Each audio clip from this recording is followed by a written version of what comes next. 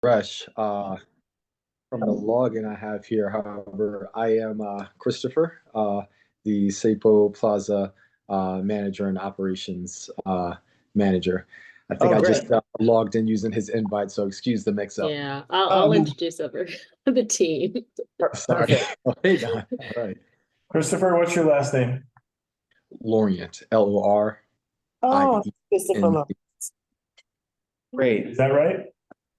Correct. I get a ton of emails from him, not directly, but Oh. All right. Excellent. Just for this part of the meeting, maybe we'll go to full screen so that we maximize their presentation. Yes, let's do that. Okay. So let me just kick it off here. So thanks everyone for joining. This is the February 2024 meeting of Manhattan Community Board 2's Street Activities and Resiliency Committee, formerly known as Quality of Life. Typically, we deal with a number of topics, including one of our main areas that we spend a lot of time is reviewing street activity permits and applications for events in our district. And that's going to be the main focus of tonight's meeting. So we have a very special meeting tonight. We have representatives from Street Activity Permit Office, which is part of the mayor's Citywide Event Coordinated Management, or did I get that backwards? CECM. But this is, the agency that we really spend a lot of time working with. They're the ones who review all of our recommendations. So we're really happy that they've generously donated their time to us tonight to come and present to us. And so I thank all of you for joining. Let me just introduce the committee, and then I'll turn it over to you, Don, if you want to introduce who's on from your side as well. But again, I'm Will Benish. I'm the chair of the committee. In the room here, we have Ryder Kessler, Brian Pape, Erica Olson, and Rocio Sands. We also have several members of our CB2 staff here. Do you want to introduce yourself, Florence? Yeah, Florence Arenas, and we have Mark Diller over here. And that's it from the committee. Oh, and online we have Michael Levine as well. Yep, we have Michael Levine as well, remotely. And that's it for our committee. So Don, let me turn it over to you. Okay, hi everybody. Thank you for having us. I'm Dawn Tolson. I'm the Executive Director of Citywide Event Coordination and Management and the Street Activity Permit Office. On the phone with us, we have Paresh Patel, who's the Director of Operations. We have Ray Edwards, who is the SAPO Director. And we have Chris Lorient, who is a part of our operations team, and he heads up our pedestrian plaza program. So we brought all these people here together so that if you have any additional questions, we can make sure that we cover all those questions as we go along. So I'm going to go ahead and start sharing my screen. And it is a lengthy presentation, but we're going to get through it as quickly as we possibly can, because I know that you have other things on the agenda. Great, thank you. So hopefully, can everybody see my screen? Yeah. Yep. Okay, I'm going to go full screen with it and try to, I don't know what happened here. Can everybody just see the screen, or do you see like other writing on there? Just the screen. Just the slide. Okay, coach, just the slides. Okay, great. So in general, we are the Street Activity Permit Office, as well as Citywide Event Coordination and Management. And this is just a quick I don't know why it's not doing this.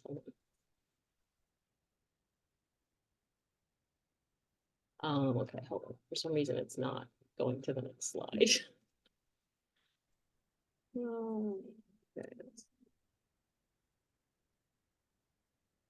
Okay.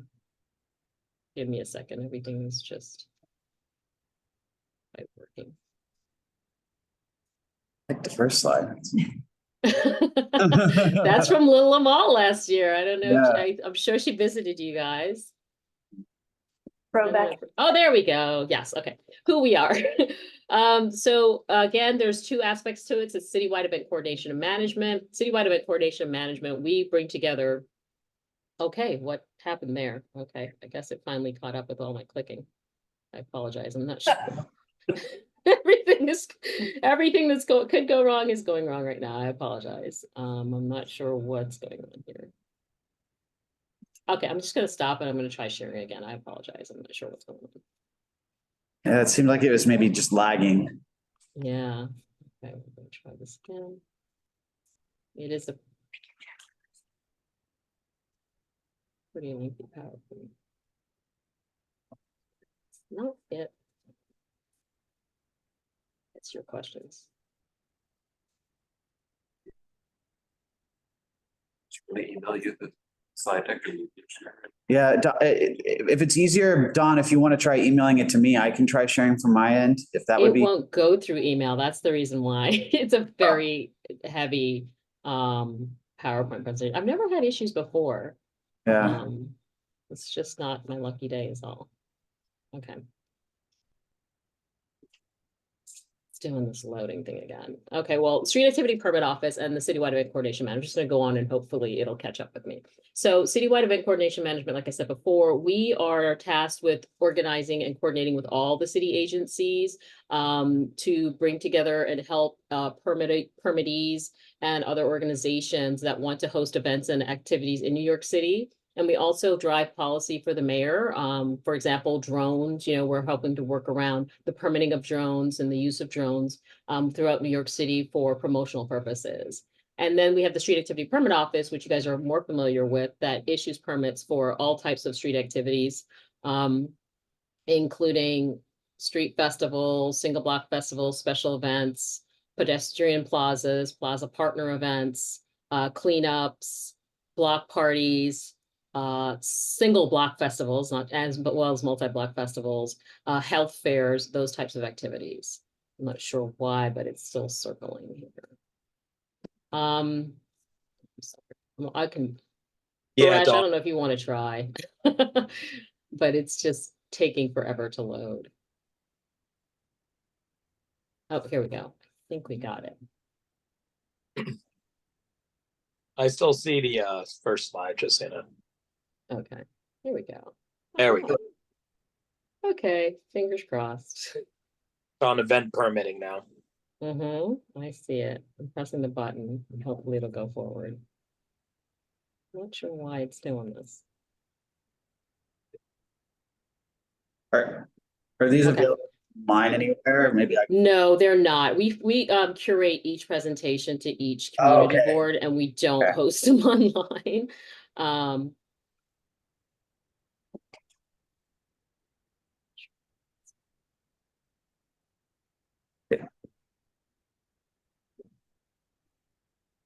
Is there anyone else on the team that could try? Yeah, that's what I was saying, Paresh, if Okay. you could try pulling it up. That was on me, sorry. I mean, unmuted here. I didn't mean to.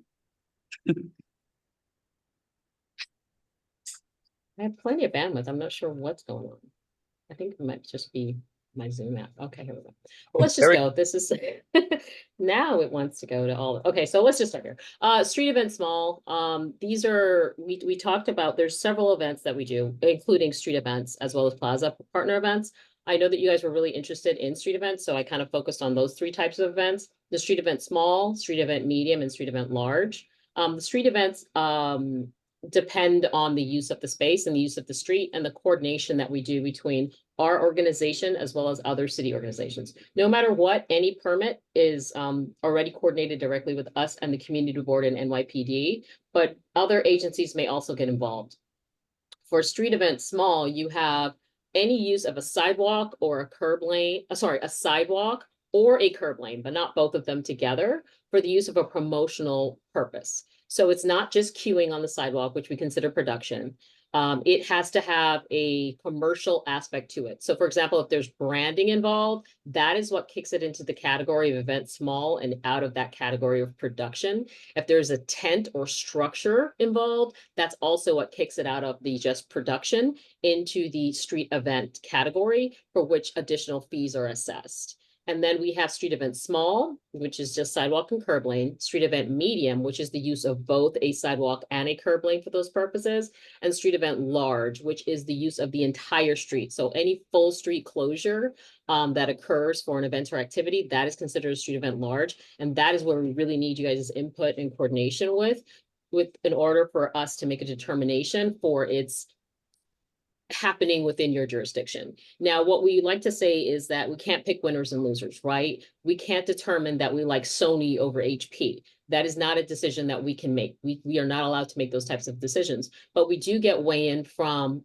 things like the business improvement districts with regard to whether or not that event, when it happens in their area, conflicts with their already existing businesses. And so for that, we do take a check and balance, but we can't example, say no to Amazon just because we don't like Amazon and what it represents. We don't do that. If it's commercial, we have these commercial types of activity permits and that are allowed to take place. And so therefore they are allowed to move forward. We don't edit the content, but we do say that if they are a bad actor, if they don't have a good relationship with the community, or there's a negative relationship with the community, that's where we would expect your comments with regard to that type of thing. This is, Mhm. the deck is not moving. And Frozen again. while we're just talking about the street event small, would I be correct in assuming, so it's really just, it's sort of specified based on whether it's curb lane or sidewalk or both, street closure, that really determines the labeling within the system, right? There's not sort of a qualitative factor, right? Like if there's a celebrity appearance, but it's only taking up the curb lane or sidewalk, then that would still fall into the small, right? Even though it may attract a huge number of people. Well, no impact, because that's not going to just take over the curb lane, right? So Yeah. those are the kind of judgment calls where we get involved with the police department. Like there's part of that that's coordination, right? So if we know that that event is going to take up more space than they're claiming, so you'll say, oh, I only want a small, but you have a celebrity. How is that going to fit there? And you have video cameras. How is that going to fit on just the sidewalk? So that's when we have a conversation with the producer and say, hey, this is going to take up more than just you queuing on a sideline, on a sidewalk, if the celebrity is going to be there. Right. And if you're driving up, then you're going to have to take the sidewalk of the curb lane if you're trying to put the media there. People still have to be able to get around your event. So are you going to create a pedestrian chute? And then if you're not going to do something like that and you're freezing the sidewalk, then you have to make sure that they have access across the street. And if this is a announced activity and you're expecting crowds to form across the street, then we also have to create a pen for that activity to take place. But the goal of the event is that it should always be public and open to the public. So there should be a public component to any SAFO permit that we put in there. It's not going to be fully private. I know that there's some fashion shows and other things. Fashion Week is coming up. And so the expectation is that these are not private events. Anything that happens on the street has to have a public component to it. Great. Yeah, I think that's good to hear. I think we would agree on that. And it's good to hear that there's some judgment on the size, because I think in the past we've identified some, for instance, that to us really didn't seem like it was a small event, and we flagged that for you. So hopefully that's helpful. Yeah, that is very helpful when you guys, let us know what your thoughts are on those. And sometimes you have a little bit more insight than we do in some instances. And so we always welcome any kind of input that you guys can share with us with regard to what you're hearing on the ground. Right. Because sometimes the community comes and says, hey, this is not what it seems. And we don't know that. We're going off the application. Sometimes, we think it's a small and we're going forward as such. And then we also have to ask those questions of, is there a celebrity component? What additional aspects are there to this event and activity that we should be aware of? And so we keep all of that in mind as we go along with our permit process. Okay, and then street event large, and we spoke about that. Yay, the deadlines. So these are the deadlines by size. I know the deadlines are a concern. They're a concern for us as well. When we were making our rules or redid our rules back in 2016 or 2017, we went around, we had meetings, we got a lot of pushback. We understand that it takes a long time to process these applications, but this was the happy medium. We didn't get, we pushed back on 10 days for small, we got it to 14. Medium is 30 days and large is 45 days. So small, again, that's just like the use of a sidewalk or a curb lane, but not both. What does happen, which is a bit frustrating, and I can identify with you guys on this, is sometimes someone will apply for a small knowing that that's the deadline they can get, and then try to bump it up to a medium or a large. And we do try our best to push back on that as much as possible. And reduce the impact that it is to the community. Sometimes we'll say, no, we can't process that application in time. And so therefore we won't be able to honor it. But we try our best to adhere to these deadlines because we understand the amount of time it takes for you guys to review these, as well as our team to review them, and NYPD and the other agencies that are involved as well. Okay, plaza events, yay. Okay, so plaza events are the events that happen on the pedestrian plazas, and it disrupts the regular use of that pedestrian plaza for the public, right? The application deadlines also vary for these based on size, but based on the type of plaza and the location of the plaza and the size of the event and activity that happens on it. So plaza events small, this is also, it's written in rules, but it's also a little subjective because the part that's in rules that is subjective is the impact to the space. So for example, you can have a plaza event small, right? It can be a pop-up tent on a plaza with just a small, 20 by or 15 by 20 footprint, maybe, and it'll be fine. It could be a small, or you can have, a celebrity, Beyonce, giving away ice cream in that same footprint, and that's not a small, that's a large, right? Because once again, we're talking about the impact to the space. When we start removing things from the plaza so that you can have your event, tables, chairs, other things, when we understand that the crowd is going to take over the majority of the space, even though your technical build footprint is small, then that's when you move from a small into a larger category. So small, medium is up to 50%, and then large is just that, a large event on the plaza, where you're removing the furniture, to build out or to accommodate for queue lines or whatever else it is that makes up a producer's event.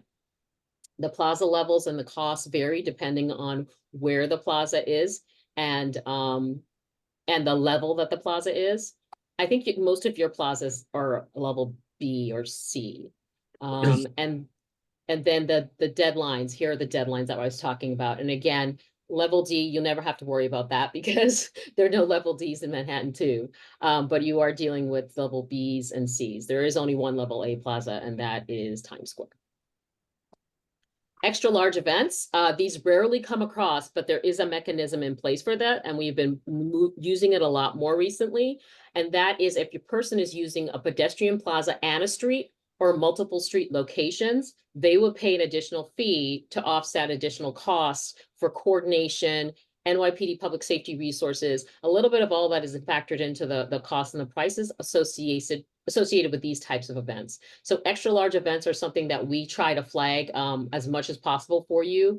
We are definitely out there doing a site visit for anything that's large and extra large. We are definitely look out for the, the email from us or the call. We'll invite you to attend those meetings so that we can have your input into these type of things that affect more than just one location, but multiple street or plaza locations. And then we have the plaza partner events. Plaza partners are allowed to host their own events in those spaces. They have their limitations on what they can and cannot permit. So they have to be in civic in nature. They have got to support the entire bid and not just one entity within the bid. And then if tickets are sold, they can't be sold specifically on the plaza, but they need to be sold in advance. And then it can be an exchanged for, an activity. A good example of this is Taste of Times Square, how it used to be where you could buy a bunch of tickets and then go down and get samples and tastes of different things. I don't know that we've really done anything like this in CB2 as much, but the ability for them to host these types of events and activity is definitely there. And they also have the ability to add on bids that are plaza partners. So bids individually also have the ability to close additional streets in order to do their promotions and fundraisings and activities on behalf of that business improvement district. We also have two new event categories that are going to be coming up in 2024. We had hearings last year for these, as well as our moratorium. So some of you may be familiar with them. One went through, which was open culture. Open streets did not go through, but it will be going through this year. And so I just wanted to share with you what that means for us from a permitting side and from a input from the community board side. So open culture. Don, we did pass a reso on these, by the way. So some of us are familiar, but please go ahead because not everyone may be. Okay, great. So open culture is back. So it is not back in the same form that it was in prior, but it is back. So open culture previously, I just want to set the stage in the fact that they were specified locations on those it was a pandemic era local law. And so they had specific street locations that were voted on. They could only occur in those locations for one day. And they also could fundraise in those spaces. They could actually sell, like theaters could, sell tickets, or comedy clubs could do that. So with this new being post-pandemic, we have to go back to the fact that no one can make money off of city streets without giving something back to the city. So parts of the bill were removed. So for example, we no longer have a list of streets that they can choose from. They can choose from any street in the community for these types of cultural events. It is just like any other civic type event and activity that we would be that we would issue permits for. It's just that it's designated for these types of activities specifically. They also have a 15-day prior event timeline where they can submit. Our civic events are 14 days, so they have an additional day, which is 15 days. Originally, they had to have a response within 5 days. We removed that because we feel it's not realistic to get back to them right away within 5 days. So they're basically just like any other civic event. And again, they cannot fundraise. It has to be free. It has to be open to the public. There can be no exchanging of money at all that goes on in these types of events. And they are limited to these types of cultural performances, rehearsals, and classes that are relevant to their specific cultural institution. And that is further defined in our rules as well. Open streets is coming. We haven't officially made those rules yet. We're in the process again, once DOT codifies the fact that we can make these rules, but we did want to share with you what was proposed to the public, these definitions when we had our hearing. And that is the definition of an open street event and the fact that it can be more than just civic. Right now, open streets events can only be civic in nature and run by the open street partner. But when our rules become in effect, it's going to allow other promotional and commercial entities to also activate on these open streets for the same fees as small, medium, large, and extra large. So as we move forward, we'll obviously, flag for you when it's coming. But the fact that this is a new event category that's going to be opening up to commercial and promotional entities to utilize these streets for other uses than what was previously there. And then we also have the definition of what an open street partner is. DOT designates those partners, we do not. And they have agreements with DOT to manage and maintain those spaces. And I think one quick question we had on our reso that we passed on that for open street partners. So that has to be a quote community organization then? It can't be like a business? Because I know during COVID, some of the partners, I think, were like businesses on the block. Honestly, I do not know. DOT, okay. That's why I said that lives with DOT. They make the determination and they're coming out with their rules as well. So okay. Part of their rules is a definition of what their term of open street partner is, which is how they determine that, and then giving us the designation for events. So their rulemaking is around how a partner becomes a partner, and our rulemaking is around the activities that partner can host on that space. Does that make sense? Okay. Yeah, I think the only reason I raise that is because, if there was some concern that if there was a partner that perhaps was linked to a business that had sort of no power on events in that block, then that could be a conflict of interest. I believe that they are nonprofit organizations and institutions, but I don't know. I honestly can't comment. My concern would be the same, right? Because if you're marketing your business, then that's promotional, then you should be paying a fee back to the city. But I understand what you're saying. Exactly. But that definition looks good to me. The one that we try to be as keep it as top line as possible. I mean, Don, if I may, like based on 2023 numbers, because I was spearheading a lot of this for SAPO, they're all sort of, they're not businesses generally speaking. Civic organizations. Okay, great. Okay. The permit process. Okay, I like to put this slide up here so we're all on the same page. There is a process. A lot of people apply and they think that that's it. They never go back into their account and then they just email us asking us where their permit is. There is a process that we go through. Someone applies, we reach out to the agencies and the community board. If there's a fee, we assess it. And then, we go to the event, depending on its size, to monitor it. But this actually is a pipeline that gives you a little bit more detail. And in orange is highlighted the section that you guys are focused on, which is the community board comments. So everything now is through the system. It used to be a slower process as to when you guys see applications and so on and so forth, but everything is instantaneously. The person applies. Once someone pulls that application from the queue, you guys are automatically notified that the application has been pulled and that it is in pending status. Once that happens, the applicant also receives a notification saying, you applied for all of this. This is who you should talk to if you want to do all of the things. You want fire, you need to talk to FDNY. You want a tent that's over 10 by 10 or 20 by 20, then you need to talk to the buildings department. It gives them a list of all of the people. You want food, talk to the health department with the contacts and everything. After that, our team gives an initial review and we make it, and then we send it over and you are automatically notified. That's the key. We don't have to do anything. You guys are automatically notified. You automatically start receiving notifications, and we'll go over that a little bit later about the fact that, hey, you have these events that you need to look at. Please look at them now. And if you don't look at them, every single day you get an email saying, look at these, look at these, look at these, until you look at them, and then they fall off. But then after you guys make your comments, and we'll get to that section on how you can do that later, that's when we are, we talk to the applicant and say, hey, there may be more information. You guys can make recommendations and other things, but we talk to the applicant, make sure that we have all the information that you, us, NYPD, all the other agencies require. And then we determine whether or not, we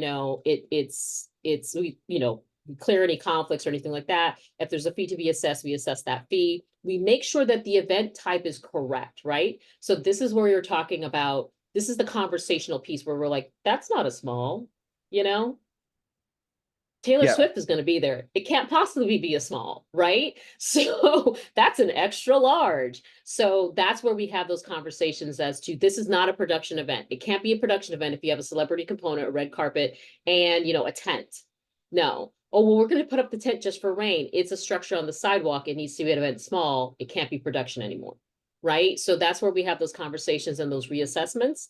And then we'll also go over a little bit later how you're notified when those changes happen.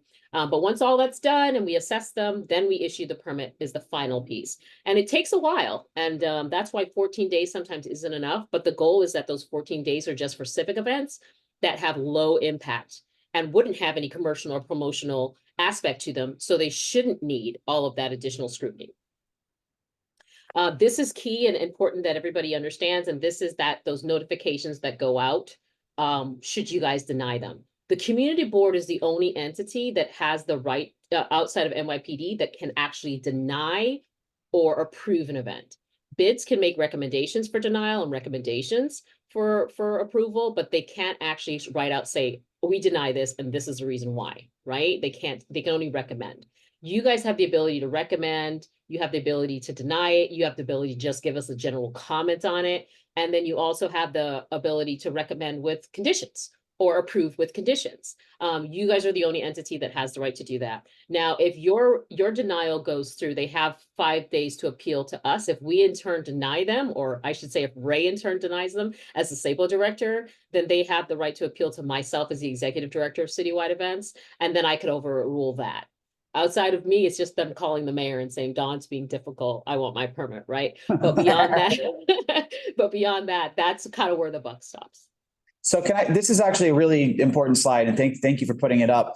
So I guess I would ask, maybe you have a recommendation and some knowledge of how other boards do it, but for certain events, again, like the ones, whether it's street events, small, even the medium and some of the level C and D plaza where we cannot make a formal resolution, right, without a full board vote as a community board. And so even 30-day events, sometimes because of just the timing, there's not time for this committee to meet and the full board and a formal resolution, right?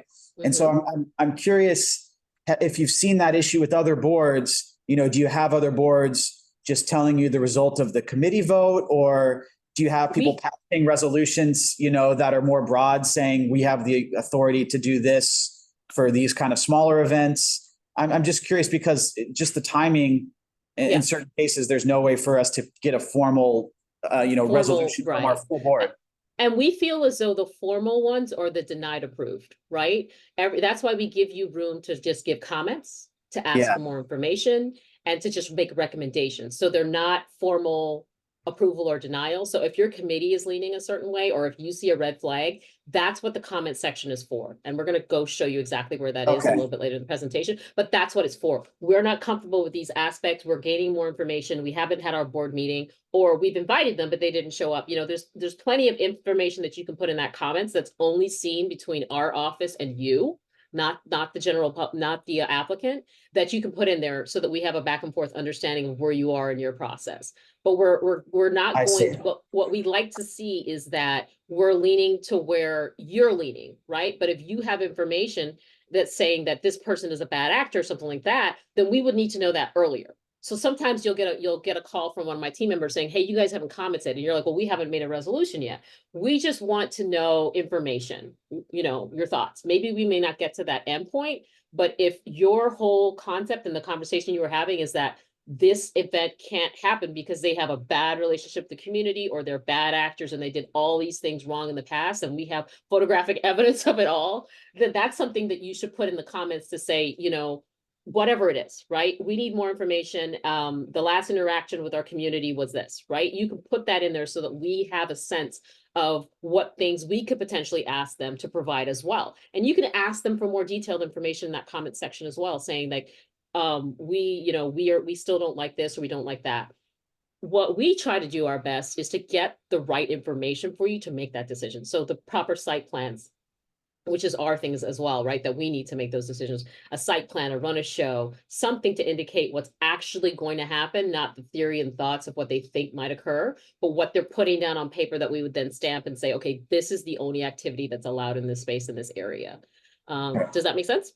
Yeah, that's helpful. And so that's consistent with what you see other boards doing really is they'll hear it and they'll come and do comments because obviously just the timing doesn't always work with the full resolution. That's what you're saying. Correct. And sometimes they just abstain. Like if they know it's neither here nor there, they can abstain as well, saying that we're not going to comment, just move forward as is. Or you can just abstain with a comment. It's all there. And I'll get to that section in just a second where you can make all these different notifications. Okay. I ask a question? Yeah. Can you tell us what percentages of the applications that you get where a community board say we deny this application and what percentage of them are approved in spite of our saying we didn't want this particular fair or event? I do not have that data. I can go back and look at it. It's very rarely that we overrule the community board's approval, the denial. The only way we would do that is if we felt that it's like you're saying that you don't like it, but it's against our rules. Like we can't not let them have it. Like, I don't think HP should have this for whatever reason. We're saying we cannot deny HP for being HP. We cannot deny Amazon for being Amazon, right? But we would deny it if it was impacting something specific to the community. So that's the only time we would overrule you with regard to that. I can't think of any other thing. Or if PD, if you guys approve something and PD was like, there's something going on, we can't have that event or activity. Or we just know that they're a bad actor and something else occurred. And so we need to say no. Yeah. Even though you said yes. So you're saying, I think, because I know, historically we've taken the position that there's too many commercial events within the district, but you're saying your rules don't necessarily allow you to deny something just because that is correct. We cannot deny it just because it's commercial, because we have an entire category that's just for commercial events. And so I actually did pull out those numbers because I figured that that's what you guys were alluding to with your questions. And so we have numbers of commercial versus civic, and you'll be able to see how many actually occurred in your district. So we have that. So let me just get to that real quick. Oh, great. So these are other things that are required. The $1 million insurance policy, they have to recycle, community, the rules around street fairs and street festivals that we all know, and that our approval doesn't mean that other agencies approve, even though we don't issue a permit without understanding that you have abided by those rules and regulations, but we have to put that in there as a disclaimer. And the fact that all events have to have that 15-foot fire lane if you do a full street closure, and access to pedestrian plazas, water spout or fire spout, if they are having an event or activity on a plaza. Okay, citywide event management system. Wait, did I miss the Paresh? Did I miss the slides for the? No, maybe it's after this. Okay, so CEMS, there are a lot of people don't realize these are two separate systems. So the CEMS system is the system that we see, community board and us. When we log in, that's what we're logging into, and that has over 900 city agencies and employees in that system. And so that's the community boards, that's our SAPO users, all of that is in CEMS. That is the parks people, the NYPD people, the media and entertainment folks, Brooklyn Bridge Park, Hudson River Park Trust, DCAS, SAPO, community boards, all those stuff. That's the 900. And then you have e-apply. E-apply is actually what the applicants log into, or if your organization is applying for a permit, that goes through e-apply. So they're technically two different systems, though they do speak to each other. I just wanted to kind of give you that concept of how many registered users we have within each different system. Wow. Yeah, it's a lot. So what we did, so it used to be that you guys had to VPN in. Now we changed it this last year so that you don't have to VPN in, because I know VPNing, it was a lot of stress and, you know, wait, I'm working on this computer. Wait, no, I have to go back to that. My computer is lagging, so on and so forth. So we now have a link that you can just click on, use your username and passcode, and you can get into CEMS without having to VPN. So So that is an improvement. All like committee members, not CB2 staff, we can get this? Yes, but they still have to be it has to be your approved CB email address. So as long, whatever email address you were using to VPN in, whoever had that access, you can just log in here without doing the VPN. Okay. Make Yeah, sense? we've been trying to figure this out a little bit because we're placing a lot of work on Florence here, because none of us seem to have these CB logins. So maybe we'll So as follow up. long as you can get a CB login, someone's going to create a CB login for you, then you will have access to the Yeah. system. So maybe we'll follow up offline and see, maybe we can find other boards that have done it as a precedent and we can figure out a way to get it. Because I think that would help us save time. Because like I, for instance, don't have a CB email address, so I can't see it. Gotcha. But we have to ask the staff to continue to send us updates. So this could, Okay. we'll follow up with this because this could potentially save us a lot of time. Yeah, I mean, how many are you thinking? Like 2 or 3 more? Because generally speaking, each community board, I mean, there's no max, right, Dawn? I mean, we generally have the problem is that the environment that it's in, Paresh, and them having to have an official government email account. Yeah. That's because remember their comments, they Yeah. have the ability to comment. So it's a little bit different than just a regular, user. So the community boards are limited, and I just don't know who generates these accounts for them. And that's the question. It's DOT, so I would be the one you can reach out to. Okay. DOT doesn't do the community boards. OTI. OTI. Yeah, OTI does them. So Yeah. we'd have to make, Really, but Mike. my thing is, if you One had person. one that was just general, like, I don't know if it has to be specific to the person. Maybe you can do a general CB account that more than one person Yeah. can access. That might be the solution. So it's not just stuck with that one person. Yeah. But OTI, yeah, they can make it, and then we can bring it in as long as it's a cb.nyc.gov. Okay. Anyway, on the slide itself, it does say OTI, so my apologies. No worries. Just right there, Paresh. Yeah. Let's make this a follow-up item because it would really improve our efficiency. And so we'll follow up directly and try to figure this out. Right. Okay, so once you log into the system, then you're on this landing page. And on this landing page, it allows you, you can click on these different buttons. So if you click on that first button that says review upcoming events, this is what comes up. You can review all of the upcoming events that are in that queue. Notice that on the right-hand side, it says CB review.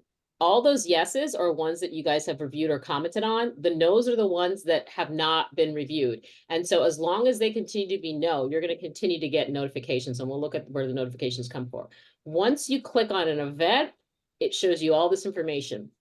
At the top of the header, it'll show you the event ID, the name of the applicant, the date of the application, all of that information, the breakdown, the startup, all that stuff.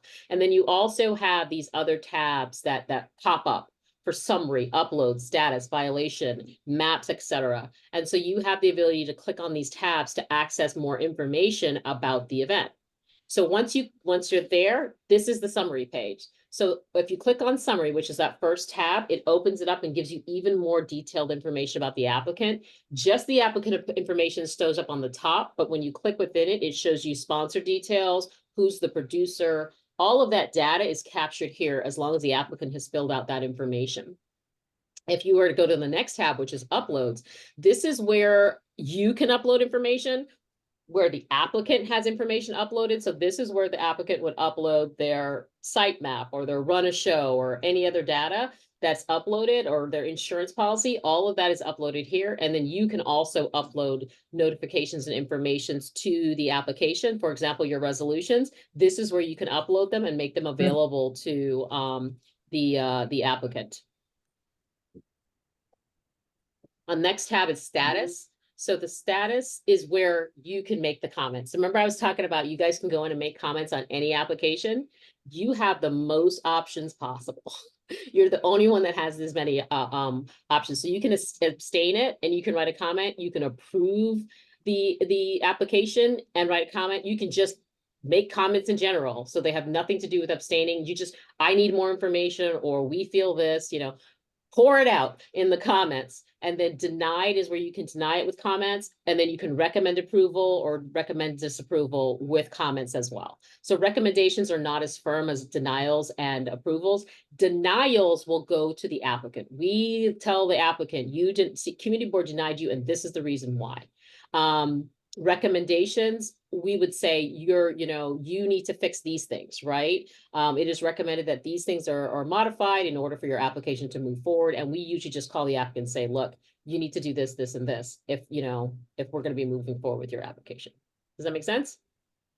Yeah, again, we can't see any of this, so I didn't realize that it had this much nuance in it. So this is super helpful. Yeah, that's what I only see that. Yeah. Page. And so, maybe, and then we have to debate this internally, but maybe we get comfortable with, like, if it's something where there's not time for full board, then we can do a recommend, approve, or deny, and then we would need an actual reso for a firm approval. I don't know. So there's a lot we can do with this. So no, this is helpful. Okay, that's great. Okay, so the applicant on the other side, this is kind of what they see a little bit. Their categories for correspondence back and forth, because this is correspondence between us and the applicants. They can change their event. They can request to change the event, appeal the event's denial. They can withdraw. So these are just some of the drop-down correspondence categories that the applicant has to correspond back and forth with you guys and us.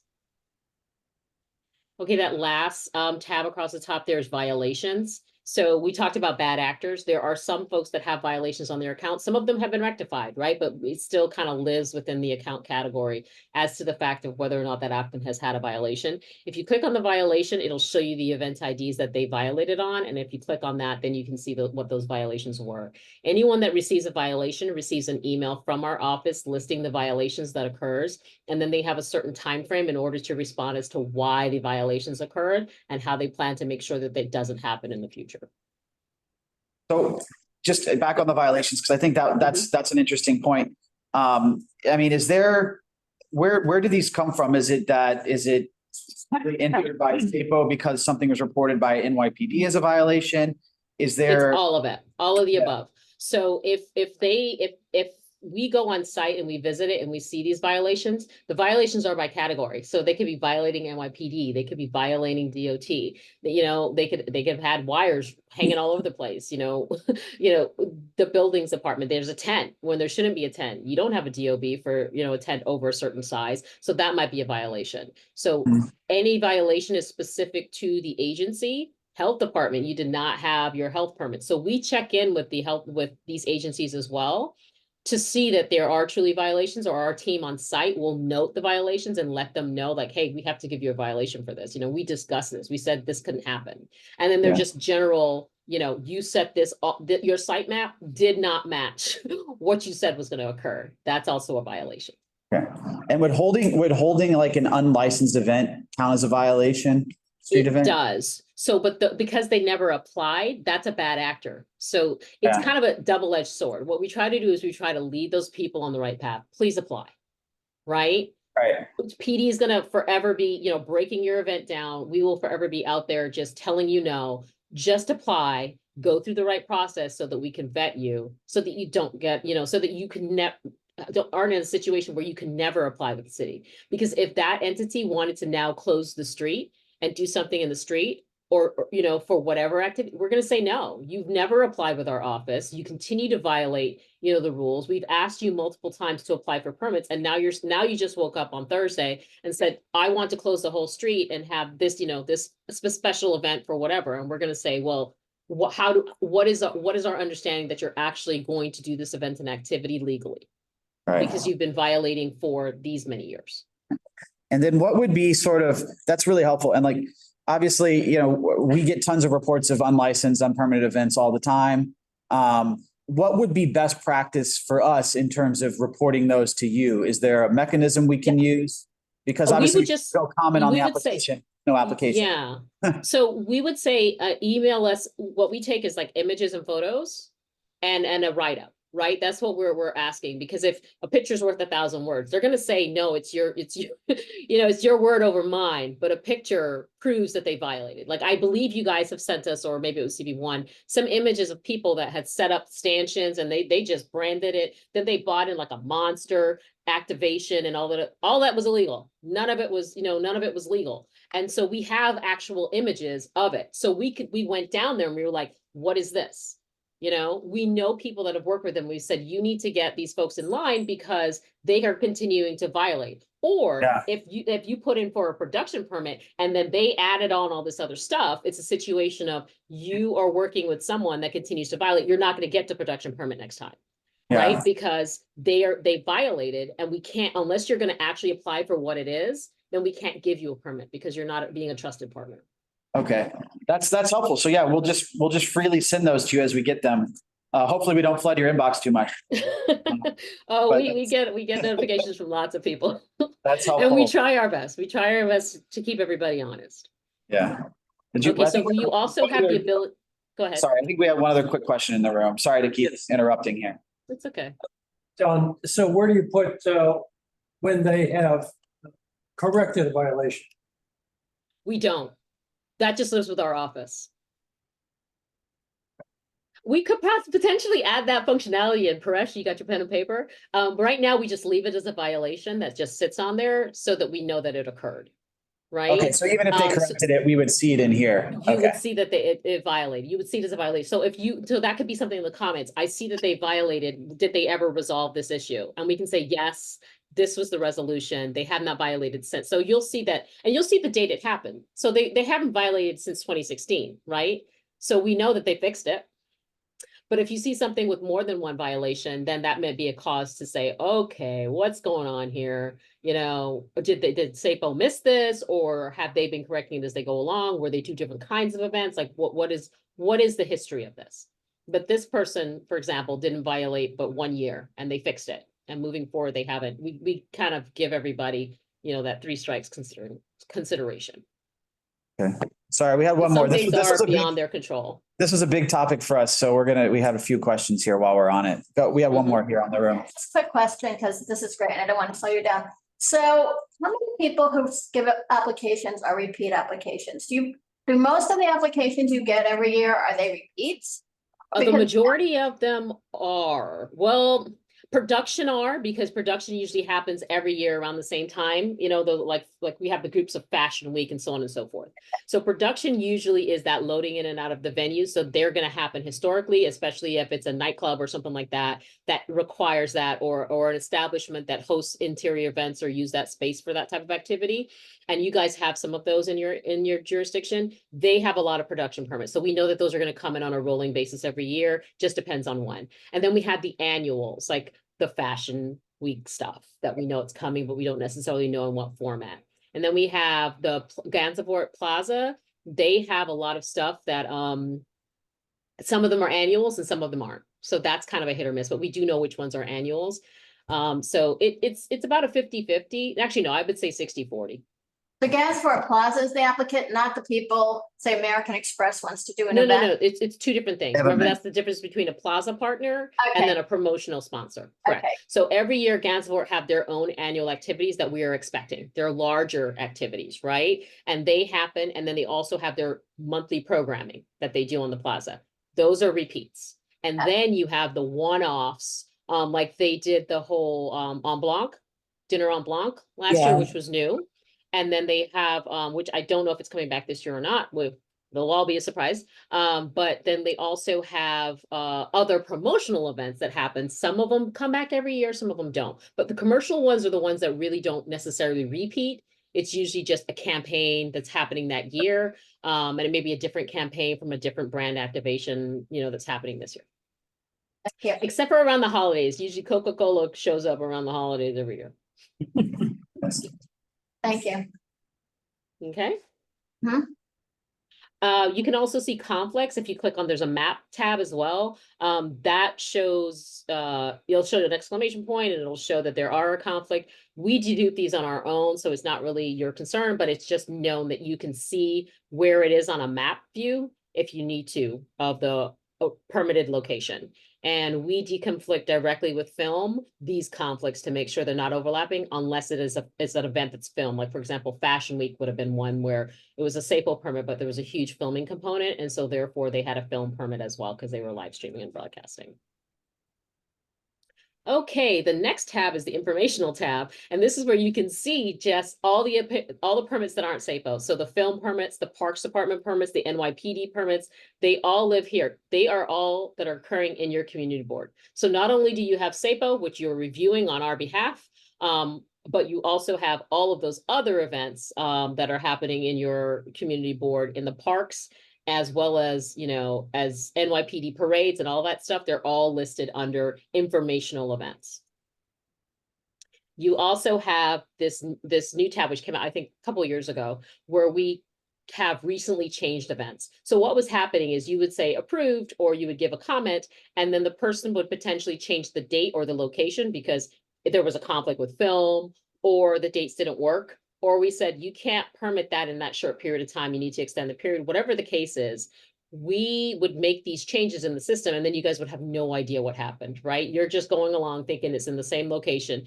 Well, now there is this notification, and it will list any events that the date, location, or anything changed on it, because it changes it out of pending approved status and puts it back into pending status, and it will flag whether those things have been changed. We send you, there's a couple of things. So here we go.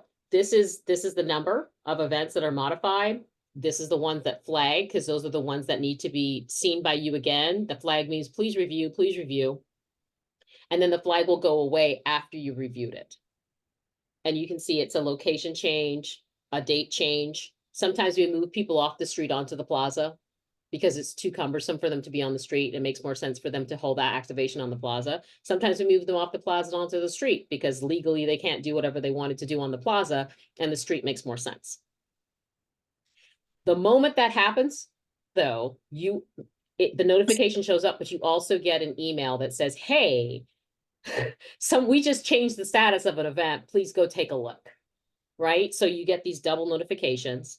And then you also, on a daily basis, get the notifications that say, these are all the events that you have not, that are happening in CB2. These are all the ones that you have not looked at. Please look at them. And then you'll be able to see, and then they'll drop off. So every day you get a notification saying, look at these events, look at these events. And only after you move it from not viewed to viewed, do they stop showing up in your stream. I'm not getting that. Mhm. Yep. Okay, so let's go back to this right here. See this no and yes? Everything that's no will show up in your daily notifications until you change it to a yes. And yes means that you reviewed it. So unless you open that application and review it and make a comment, it's gonna show up every single day in your stream saying, you need to review it, you need to review it, you need to review it, until you make a comment. Because our goal is never to issue a permit without your comment. Michael Levine, I have a question. I'm not getting that list she's talking about. We used to get it before, but I'm not getting that. Yeah. You're not getting the daily notifications, so we can figure out what's going on there. Notifications, but I'm not getting that list that shows, like the one you just showed that has the breakdown of these are the events that need to be reviewed. Yeah, that's the daily notification though, so it should be coming in that format, this format. Ones like, you know, I see the ones from Christopher Lorient when there's the plaza activations and any other applications, but I'm not getting that. You're not getting the daily email with just a list of events? Okay, so then Paresh, if we can just check and see what's going on with CB2 as to why they're not getting their regular, but you should be getting this email. I think because Bob used to receive those. And he would forward them to me, now that I think. So yeah, we got to take Bob off. And so that's what I'm saying. So we need to update your email accounts, and then you guys need to clarify who gets what, and we can make sure that it's going to the right person. Yeah. So if Mark comes back, I mean, this can be in conjunction, right? You get a handle on who, like currently right now, I think it's Florence, Ava, and one other person that has access to the database. You can, you figure out who wants access to it. That's one thing, accessing the database, but you can expand who in your community board or members of your entity that want to receive these daily notifications. So we can do that in one shot. Okay. Great. Does the daily notification have to be an official city email? I believe so, but we can double check that. I think it has to be an email account in the system. Okay, It doesn't. Because if you don't get access, then that means you can't get. Yeah, and I either, think- You know? Yeah, and we gotta go, yeah, and we'll figure out the access, like, yeah. Yeah.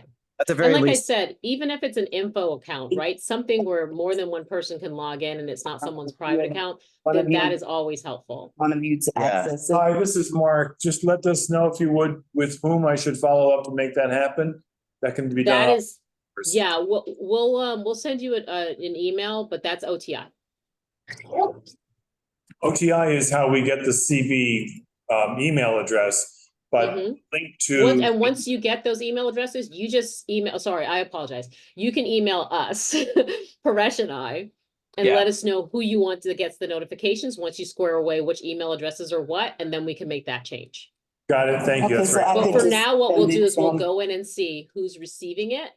And what we'll at the very least do is maybe we can send it to whoever is signed up now, in case they aren't receiving it. That would be Eva and myself. Okay. Eva and Florence, yeah. Oh, wow, neither of you guys are receiving it. Okay, all right. Instead Yeah. of third person, I'm wondering if that's the Bob email. Yeah, Bob Gormley is no longer. With you, okay. So we'll fix the Bob situation. Cool. I have a Right. question on a slightly different subject. Michael Levine speaking. Can you tell us what happens when applicants don't show? What is our best practice here, and do you follow up when we deny it, when we recommend denial because they did not show? Yeah, like a no-show denial. You're Oh, giving. yeah, if they don't show up, we support that. I think that there's a couple people that didn't show up to yours and we went back to them and said, why would you do that? If the community board calls you, you have to go before them. Great. Yeah, I mean, Yeah. we're gonna start, we always, as a practice, do a deny resolution if they don't show up, but I mean, it sounds like also we should just start putting it immediately in the comments. In the, this as well. exactly, that helps After your us. committee. Yeah, like right Send after, me just like a list. immediately say like they didn't show. Yeah. Yeah, Yeah, before I'm you do the just- resolution, say they didn't show up to, because when Yeah. they say that, we say you have to show up, it's in our rules, right? So we have that. Yeah. The one entity that's in our rules that can approve or deny, and that it literally says that you need to give them more information if they request it, is the community board. It's written in our SACO rules. So we always encourage them to go to the community board meetings that you set forward, because it's a part of our process. but if they don't come to the community board meeting and they have to wait another month, if it's 30 days for the application, does that mean they don't get, they're not getting? Yeah, but response never shows up. So they didn't come to our meeting, we tell you they didn't come to the meeting, And but you have to make a decision in 30 days.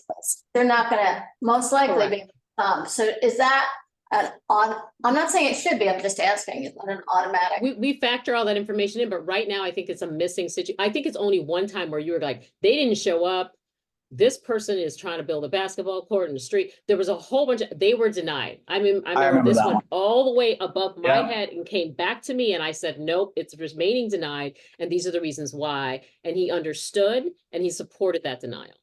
Yeah, that one was a disaster. I remember. that one. Yes. The one I do basketball. Several, 3 to 4 phone calls later, we were all on the same The one on page Mulberry's. and I went through the process and it was understood that they would remain denied this, and we supported your denial on that. Yeah. So it's not an automatic denial, but if we say, look, this is the third time they haven't come in front of us. If they continue to not come in front of us and we don't have time to see them again, does that automatically? That is definitely, unless, they'd have to, some Yeah, of but them, I we guess, have- are out of town, but if you guys are doing it via, Teams, then that shouldn't be a problem, right? You should be able to Yeah. call into a Teams. So the key is to notify us and let us know what's going on. If we don't know, we're gonna continue moving forward. Great. So if not, then we would say, there's sometimes where we're like, you need to go to the community board when we know that something big's happening, like Macy's and, any changes that they make to the Thanksgiving Day parade. We say, okay, we're gonna go with you to the community board so that if they have questions, we can also, help and support with these answers because it's more than just your event. Any kind of huge, large scale thing where you may have questions for the city as well, or SAPO as well, we are happy to attend with them, right? To help answer where we stand on it or what we can approve or what we can deny. But they should be showing up if you're inviting them to the community board because you need more information, especially if it's because you need more information or you need explanation, they should give you the courtesy of giving you that explanation. Hi, Dawn. What happens when one of the people that are part of the process, like whether it's one of the promotion people, there's a certain individual that he has multiple events, and anytime I've sent notification, he never responds, he never appears, nothing. And he does several, like there's different events, so it's not like we can pinpoint him for one event, but it's the same. It's like a promoter. production company or Yeah, promoter. production company, yeah. Okay. Is it just production park? If it's production parking, I'm not expecting anyone to show up for production It's parking. any event that this, If it's any event that this person. They're all commercial events, yeah. commercial, well, then we need to understand why they're not showing up. But I have no frame of reference because I don't know that they're not showing up. Not only are they not showing up, they don't even respond to my emails. So let's just Okay. note that, and let's just note that the Yeah. next time as a comment, so, and Yeah. Don can see that, and. Yeah, that would be do helpful that because again. then we can reach out to them and try to find out. Yeah. And, you know, sometimes they're like, I have no idea what you're talking about. I didn't get an email, right? You know, everybody's going to say that. But if we're going to call them and say, hey, it looks like the community board has reached. Why did I know that was the name? All right, yeah, I'm just, Okay.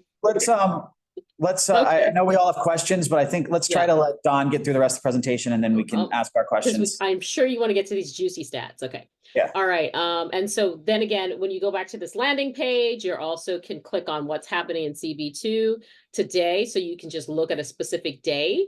That's what this looks like. You know, you can do a search. You can look at it from map view as to what's happening that day, or you can get a list view of what's happening that day in CB2. And those are all options for that system. So Manhattan CB2 in 2023. All right. Overall, citywide, we approved, not what came into the system, but we actually approved 5,798 permits last year. Of those permits, 408 were in Community Board 2. And that's of the 2,701 of those were in Manhattan, and of those in Manhattan, CB2 had 408, which brings us to this slide, which is a breakdown of what those 408 look like. And that is that the majority of them were street events. Sorry, the majority of them were production events. So that's just loading and unloading, drop off, pick up, that type of stuff, or a queue line on a sidewalk.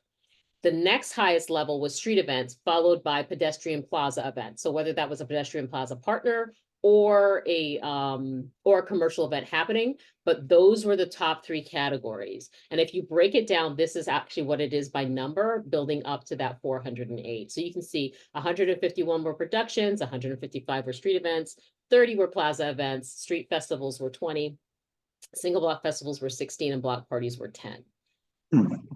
Interesting. So were we number 2 in terms of the most events? I think we're number 2. Yeah, you are. And I got that graph. I don't know. I think it's out of order, but that graph is coming up somewhere. So of these, then we talked about those commercial versus civic, right? And what the numbers really are. So of the 129 street events, 129 of those street events were commercial and 26 of those street events were civic. But the plaza events were the opposite. There were 8 plaza events, but 222 plaza and plaza partner events. Wait, so, Paresh, is that right? There definitely were more than 8 commercial plaza events, I feel like.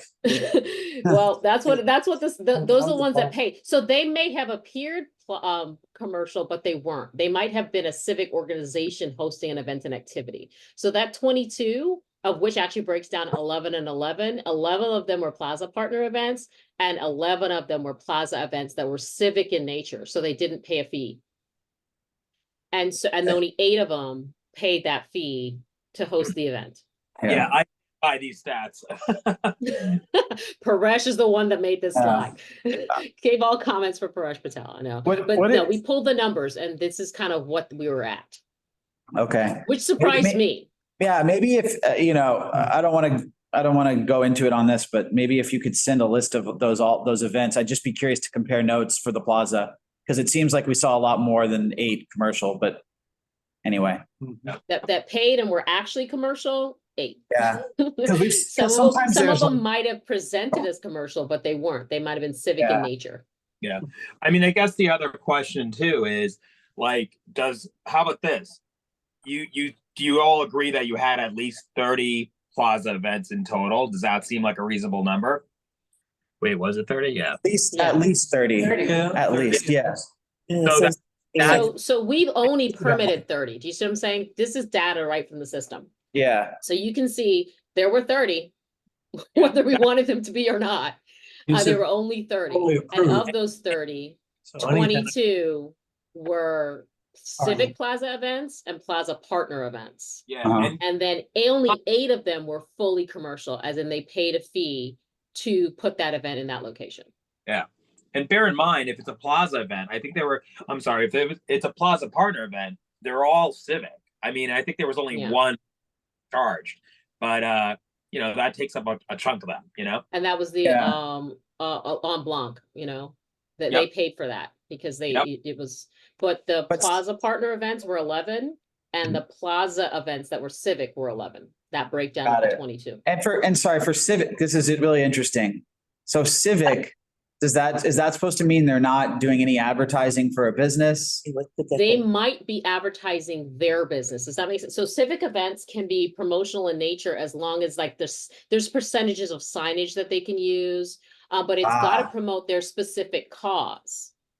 We have signage rules on sponsorship. So they can only use 10% of their signage for sponsorship, civic events and activities.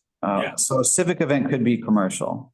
It could be sponsored by other entities, but it can't be Gillette's event, right? It has to be, I don't know, people who love socks. I don't know, whatever the nonprofit entity is, but they could have, small sponsors that gave them money in order to be able to host that event and activity. So it's civic in nature. Do we have a way just to pull these events? Because I would love to just compare notes after this meeting. I'm just curious to go back and look We can potentially give you what the 30 events are, but I don't think we can give you any further breakdown beyond just what, and you guys can pull it. So that's you guys can pull it. Yeah, that search feature, you can pull the events that were permitted on the plaza in that day. You can do that search. All right. Once I get access to the system, I'm going to have some fun late nights going through this. Go for it. Go for it. Data is our friend. So, wait a minute. Oh, here it is. I apologize. So this is the breakdown. Apologies. I skipped past it. So as you can see, you guys were number 2. Yeah. Yeah, you had the second most. CB5 had the most, followed by you guys. Times Square. City 5 times. Yeah. Okay. Yeah. So you know if that's number 2 in the city as a whole? This is just Manhattan. You don't want to look at Bronx and Brooklyn beats everybody, Queens and because of their block parties, right? You're never gonna get, you're never gonna catch them. Don't try. But of Manhattan, this is a breakdown of Manhattan. Interesting. Okay, cool. Yeah. Because look, you guys had 10 block parties. Their block parties start at like 200, 300, right? So you're never going to really get to that point with the outer boroughs, specifically Brooklyn. But they have less commercial and, events and so on and so forth, right? You guys have, Manhattan will always have the most street festivals, right? The majority of those large scale ones are there, but single block festivals, they'll have less than potentially the outer boroughs that have more single block festivals. Make sense? Okay. Okay, so permitting across agencies, this is just at a glance how many were approved this year. Film was down. They're usually up in the 10K area, but they were down this year as approved. And Parks is always way out ahead of everybody because they do all those sports fields and all that other stuff that we'll never catch up to and never want to. But this is basically where we are with the amount of approved permits, not the permits that were applied for, but the ones that were actually approved and given permits in our system.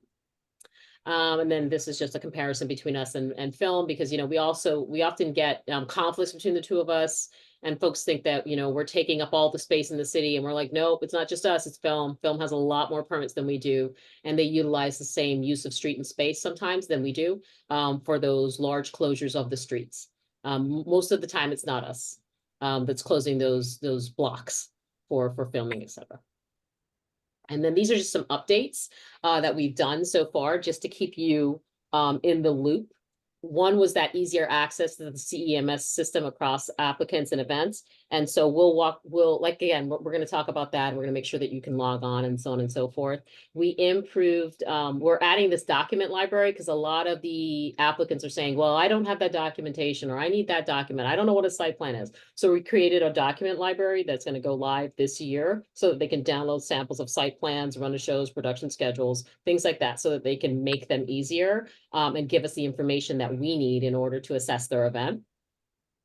And we also have a required documents section that flags for them what documents are missing, so they can never say, hey, I didn't know I needed to upload a site plan. I didn't know I needed this. And we're going to have a snapshot of that afterwards. And then the other thing that we did, because we were getting a lot of pushback saying, we didn't know that we needed to do this, or so on and so forth. The documents, we didn't know the deadline. We sent out notifications 7 days and 14 days in advance to these applicants that are missing documentation. So here's another reason why we might deny somebody and you guys approve them. You guys might say, oh, well, this is a historic event, or we know these guys, they're fine, and approve them.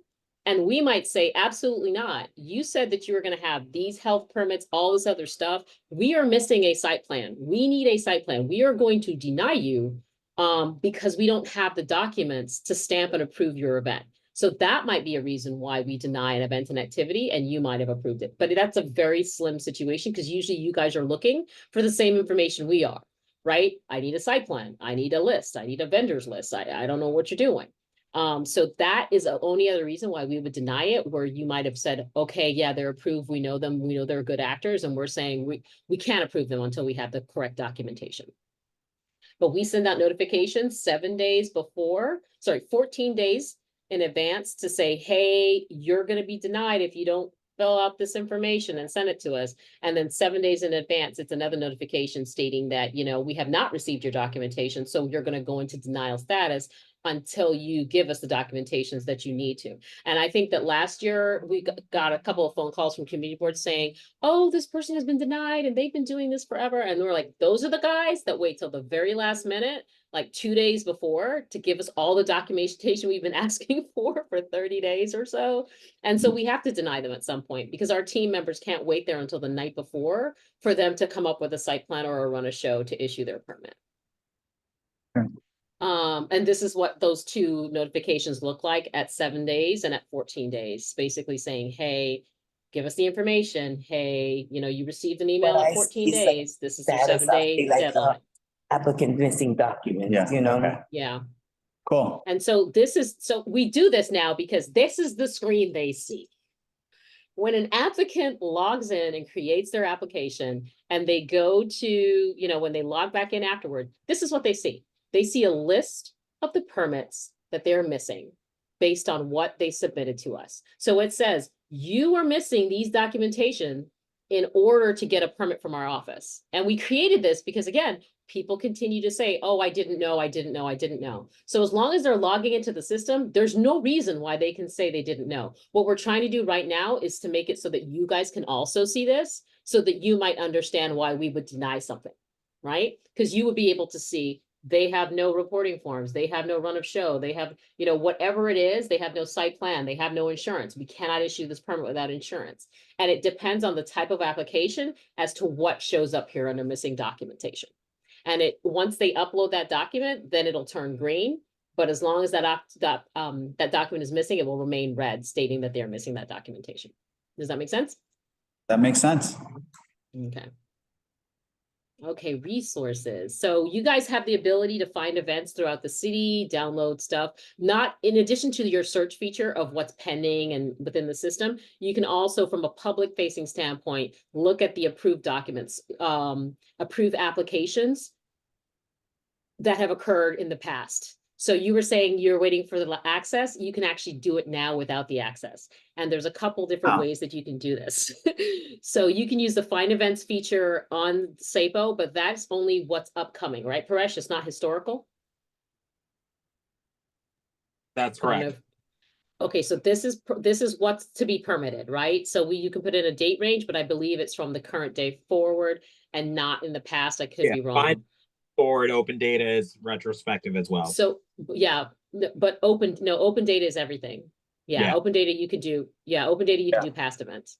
When it So was, but in open data, you can find data, because again, we have to push forward all of our events that are occurring. So you can search on open data and pull reports and Excel, export to Excel and do all sorts of stuff with the data, because we're required, to provide transparency on the types of activities that we are permitting citywide.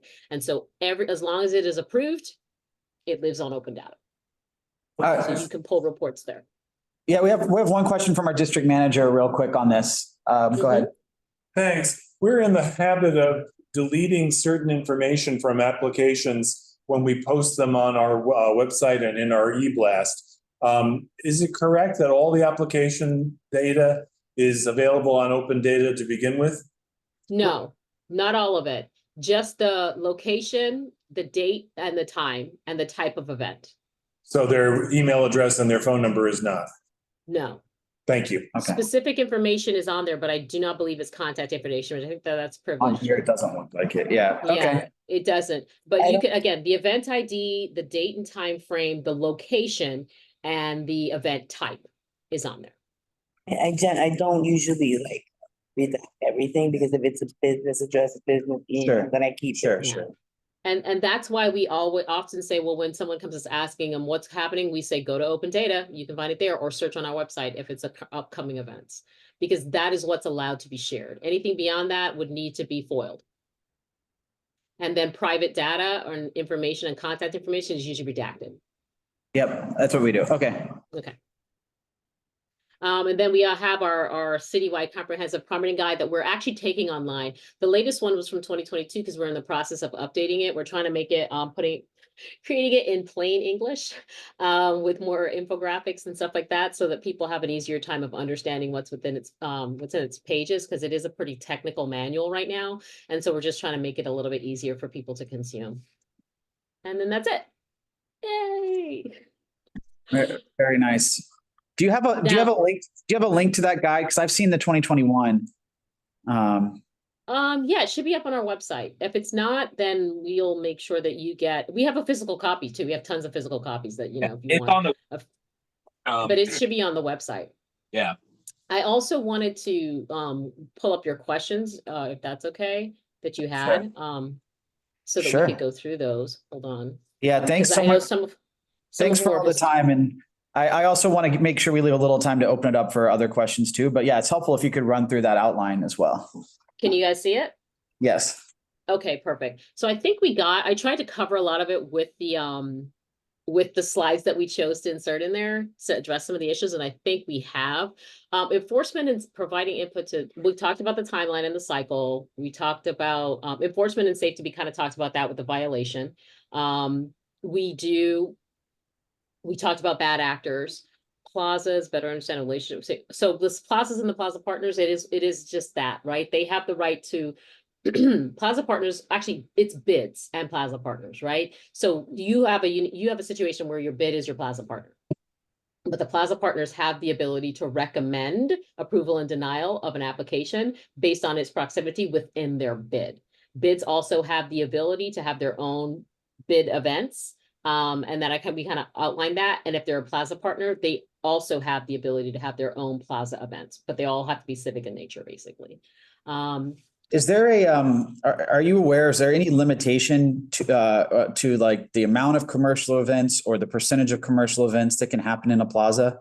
No, there's not. What we try to do is we try to keep in mind that, I mean, you guys, you don't have as many as you think as like Times Square or stuff like that, which has more space. But we try to say that, there's very few events that are going to take over all of those plaza areas at the same time.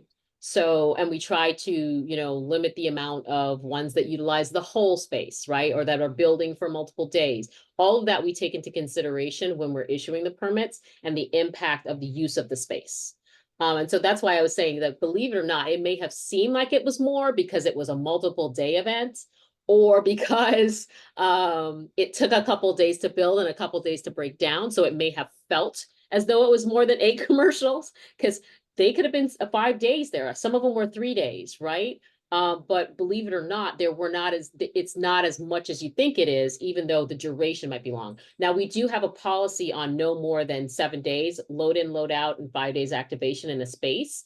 If you load in with enough time to activate that day, then that's part of your activation day, and the same thing with breakdown, but you've got to be gone within that 7 days. And we do put a restriction on that so that a commercial event is not going to last for 2 weeks or something like that. So that's basically the only guideline we have around it. But beyond that, we don't, there's got to be a real reason why they can't activate on that space. Yeah, we've tried to come up with sort of our own set of like what we like to see, because we have seen a number of these that take up the plaza. So we have recommendations, like for instance, we prefer it not to take the entire plaza. We'd like them to leave chairs and seating on the plaza, because because the public essentially can't use it when it's being used for a commercial event. Commercial. Are you open to sort of taking those types of recommendations and can't make that distinction? Does that make sense? We can't tell you can't use it. Because we have that option for you to have a large event or an extra large event. There's no reason why you shouldn't be able to have a large or an extra large event. Now, what we're saying is you can't have a 2-day extra large event, right? We would say that we're trying not to have you activate a large event for 7 days in a row, because that means you're taking away the plaza fully for 7 days, right? But we wouldn't necessarily restrict you on the size of the event that you have. It's whatever you need for the activation that you have in place.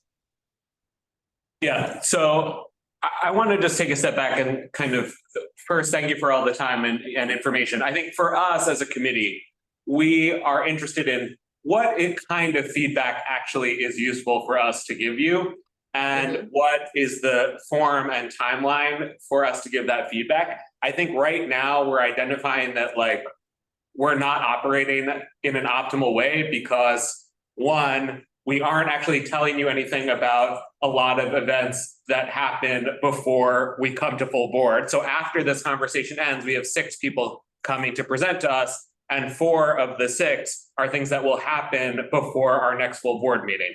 So one, I think we understand now we have to be giving you information before our full board meetings when we officially approve or deny, because we're officially approving or denying things that are over.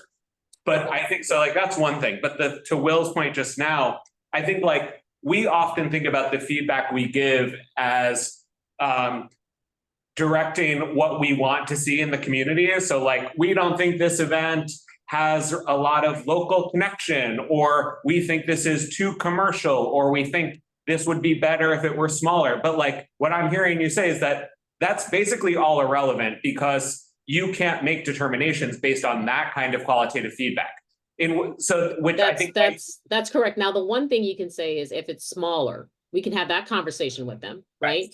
We would like it would be helpful if the footprint of this event was smaller. I can have that conversation, but too commercial doesn't exist in my world, because we have a permit for commercial activity. Right. And I think for us, it helps us to understand that like, this isn't discretionary permit approval. This is like binary permit approval. If they meet the standards, then they're going to get the permit. So we have to reorient our thinking away from a discretionary sensibility where you're choosing to approve or not based on what's really great. And we have to understand that it's just a binary, does it meet or not? In which case I would ask you, like, what else is useful for us to tell you?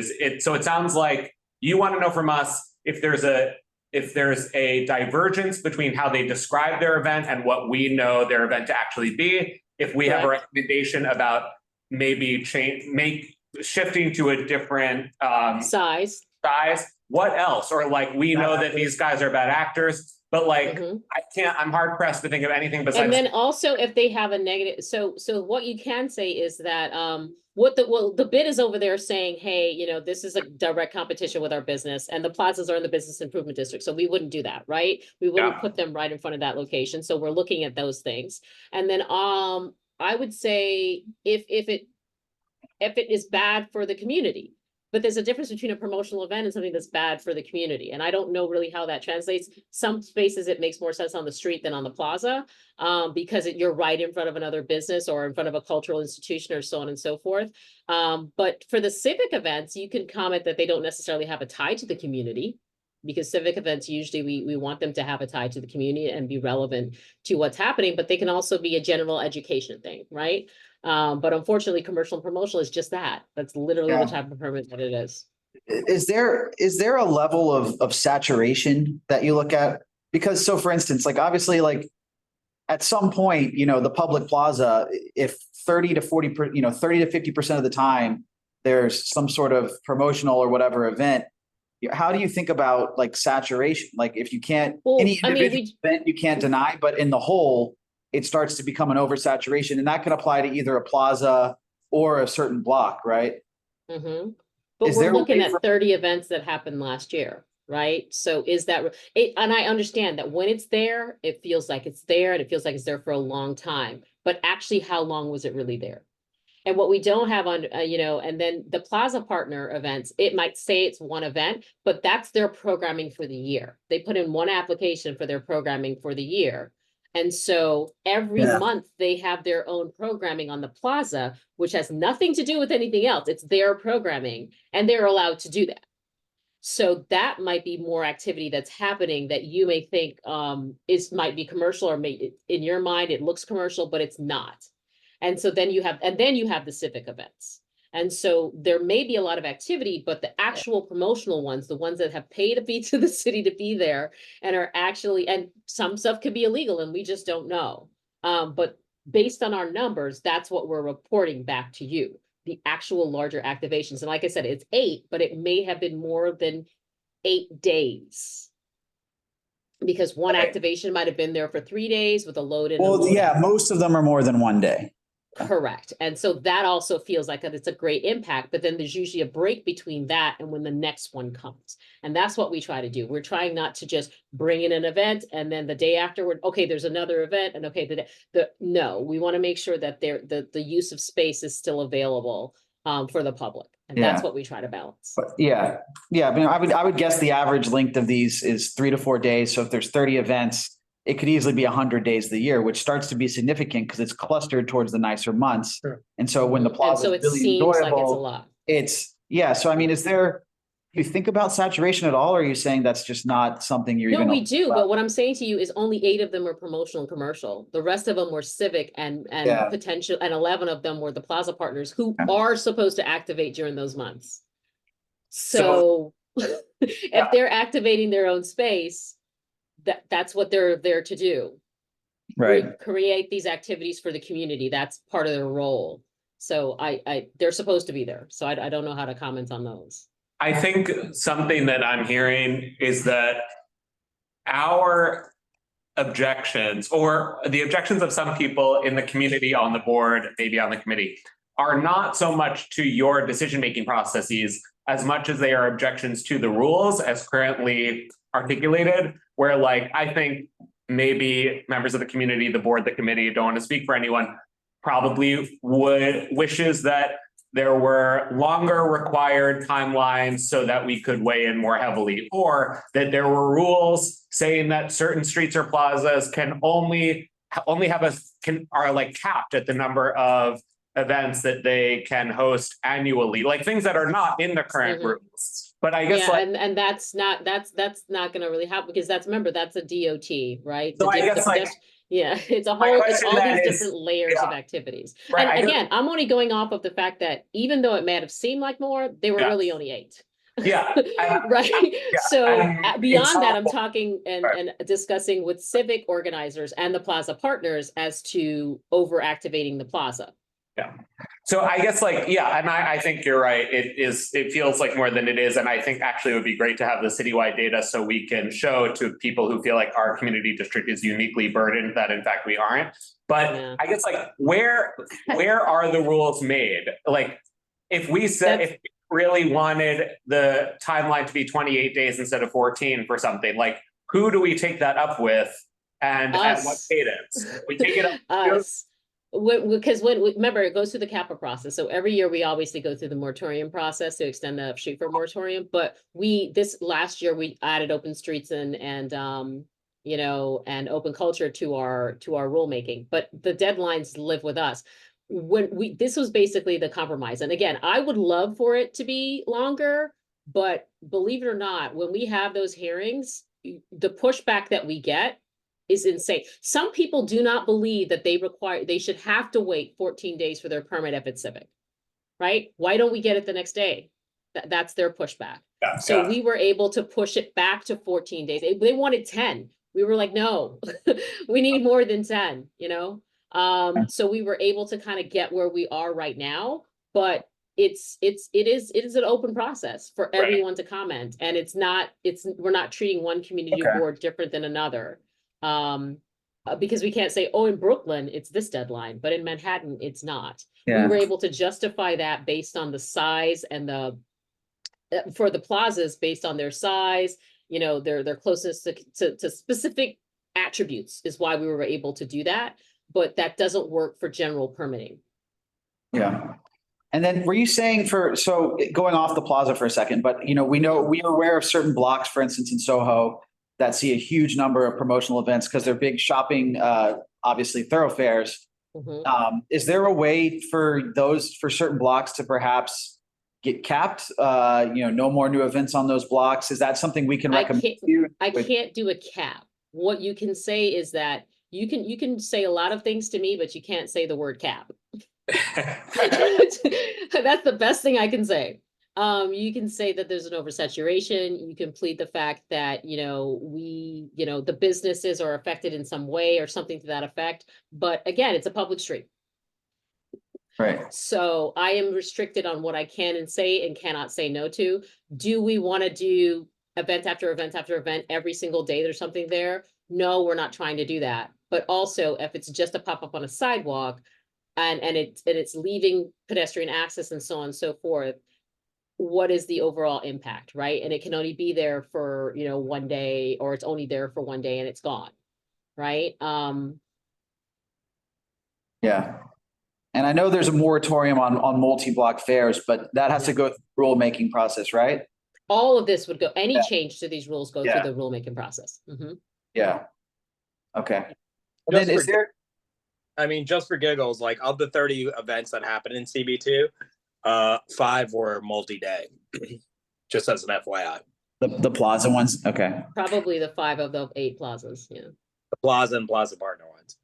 Yeah. One other piece of data that I think our committee and board and the community would be really interested in, beyond comparing our district to the rest of the district citywide, is understanding the percentage of applications that are not approved. I think everything we've seen tonight is about number of approved applications citywide and in the district. I think for us is like, what is the rate of denial? I think a lot of people wait, hold on. Paresh, did you send me that number? That there are denied applications. Yeah, I have to find out the email. Give me a second. Hold on, I think we actually have that because I had asked Paresh for that because I was like, it might be interesting to know this. And he might have sent it to me. Give me a second. Yeah, there were, so they were 581 total. 400, this is just in your area. Yeah. 408 were actually approved. 2 were canceled. 71 were denied. Haha, we do deny. 7 were never transferred from pending, and 93 were withdrawn. Yeah. So it's not like we're approving everything.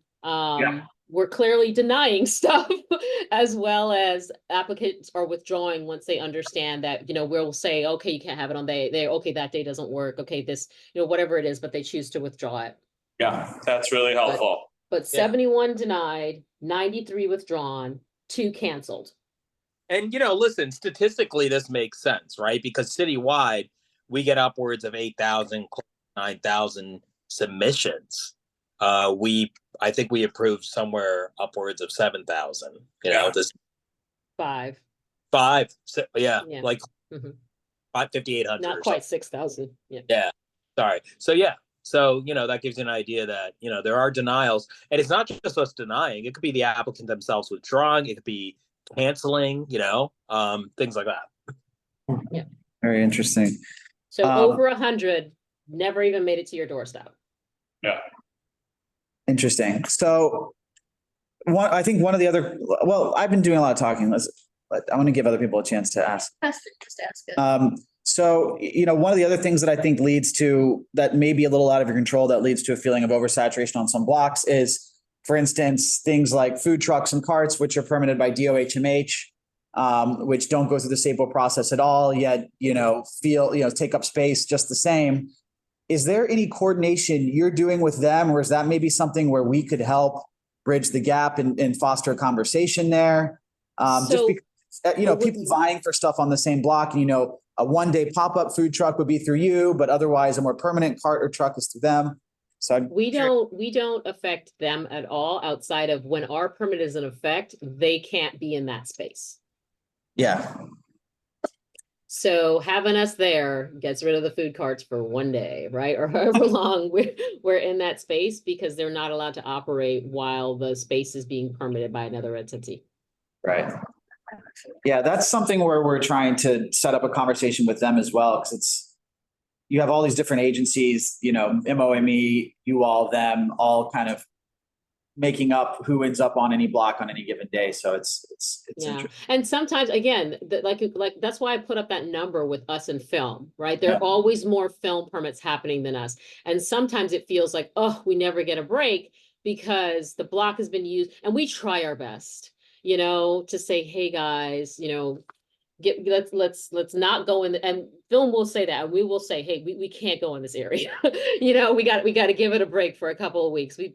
Both of us have been in this area for a minute. Let's just give it a breather. And so we do try our best outside of loading in and out production, which we can't get around because people need to get in and out of their businesses, right? They have to have that turnover. But sometimes you'll notice that, hey, we don't have a lot of commercial events coming our way. Why is that? And sometimes we try to hold back, the area got hit too much with film and us. And so we do try to give it a breather. We factor all that in. We try our best. Okay. Who else? And we also have a small staff too. So I just want to put that out there. How big is your staff? We just lost 3 SAPO people. I know you guys all know Desiree, she retired. Tina, she retired. So Desiree was the person that permitted all the events in your region. So we're trying to figure out how we're going to do it for 2024. But yeah, we're down. We don't even have enough SAPO people right now to have 1 per borough. So we are really, really wrestling with how we're going to manage it for 2024. Yeah, and if you could imagine, Manhattan, right, it's at a requires two borough managers. We're down 1, so we're highly understaffed right now. Yeah. Same thing with Brooklyn. They're all we literally don't have enough people to cover everything. So we're trying our best.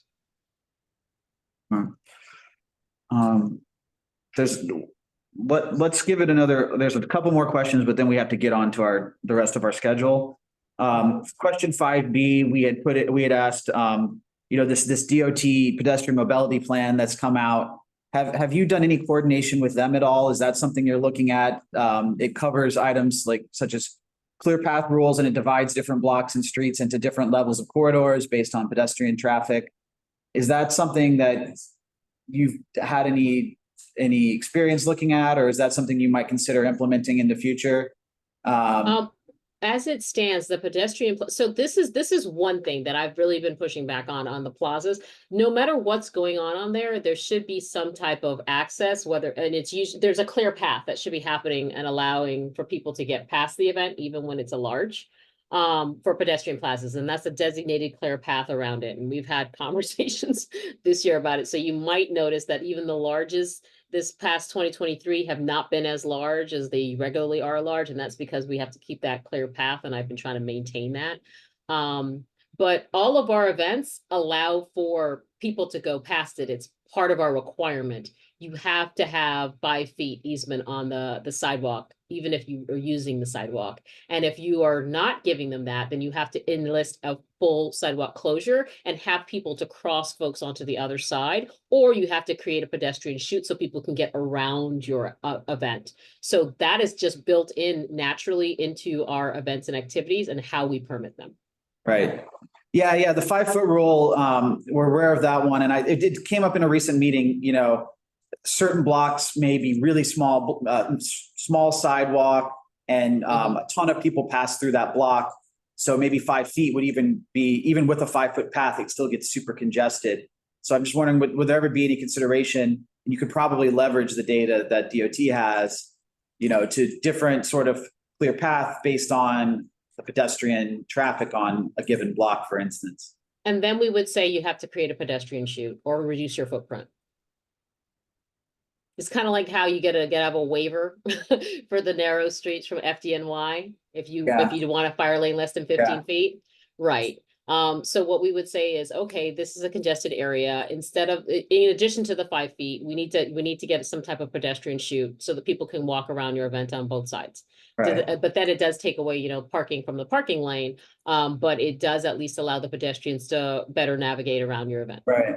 So is that something we could comment to you, for instance? Yep. You take into account, you know, like, yes, this is technically, they're planning a 5-foot clear path. However, we know this block is insane. There's going to be 1 million people. Yep. 100%. That is wonderful feedback. Okay. And stuff that we would not know.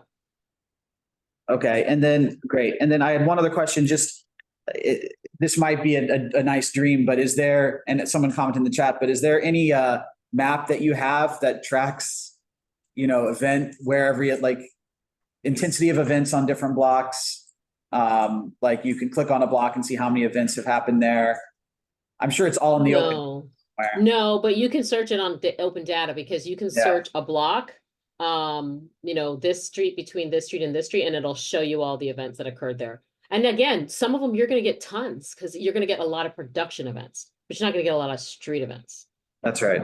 So anywhere where you have a place that does queue lines, which is a lot of, you know, your headache and stuff, you're going to get a lot of those. But if we don't have the queue lines, then what is it going to really look like? Right. And then a lot of loading and unloading into that location. So you might get a lot of production, which is actually your largest event category. Remember, production was like 500 and something permits, of your 400 and whatever, or no, it wasn't. That seems wrong. Hold on. It was the majority. Yeah, but the majority of them were production. Right. Yep, for sure. And I know that you guys have a lot of production and we try to work our best. So yeah, so you had as much production, you had 156 production events and 155 street events. So yeah, that would feel like it's a lot, right? Spread across. And production events are the ones that can last longer. Again, production can be there for 7 days and more. Street events are only there for basically 1 day. The max it can be is 7. And we try to be very careful because of the narrow street and the congestion, who can be there longer and who can't. Yeah. Okay. I think we're almost done here.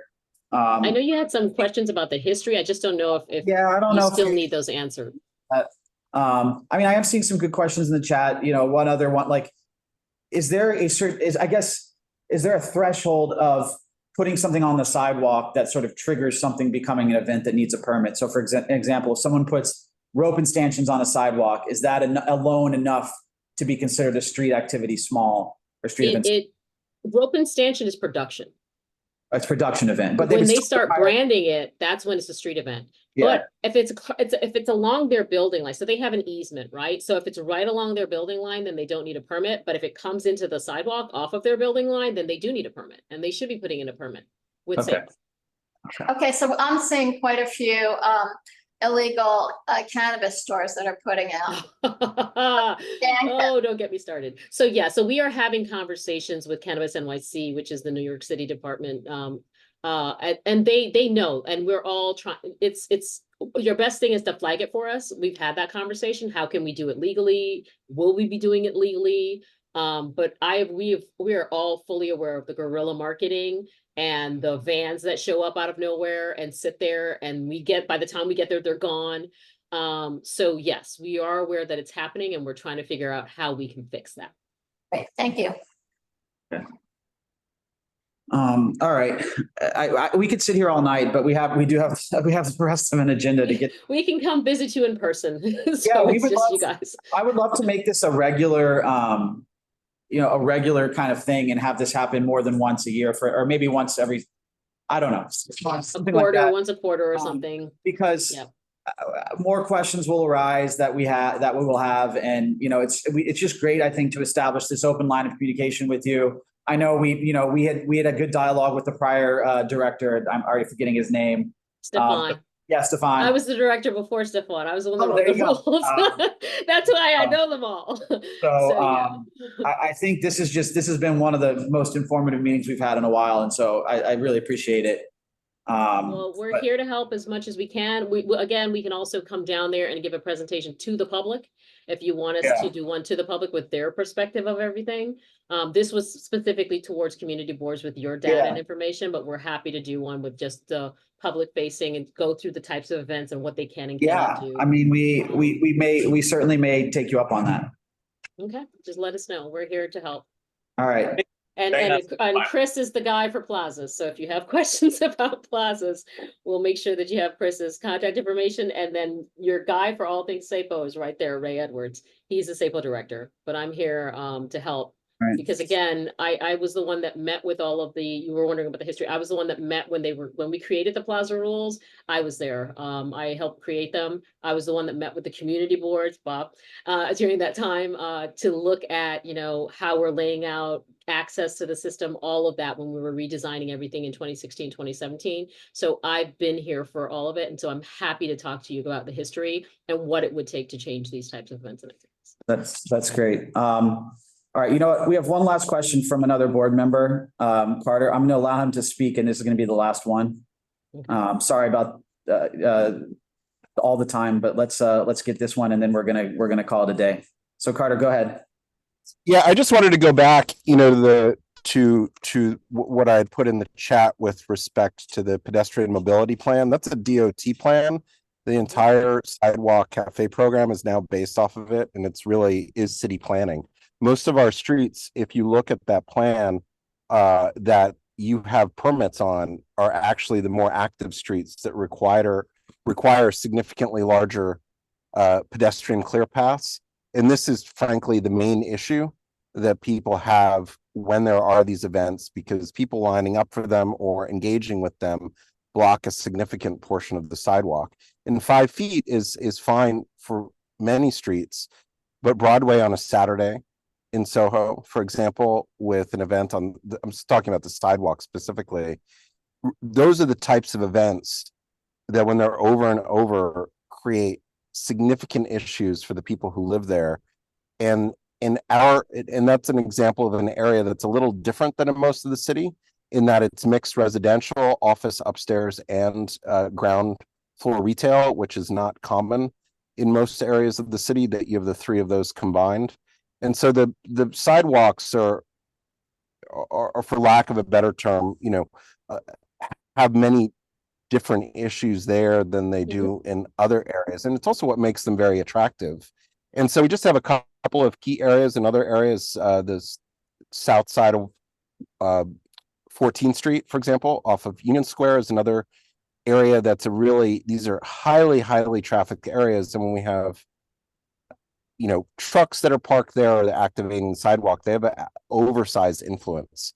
And these are just the very narrow specific areas that we hear every month or every couple of months over and over again. I'm sure if you look at your applications, you'll see that. And I think that's what, if that was taken into better account in the review process, or if there were better guidelines, you would see significantly less objections.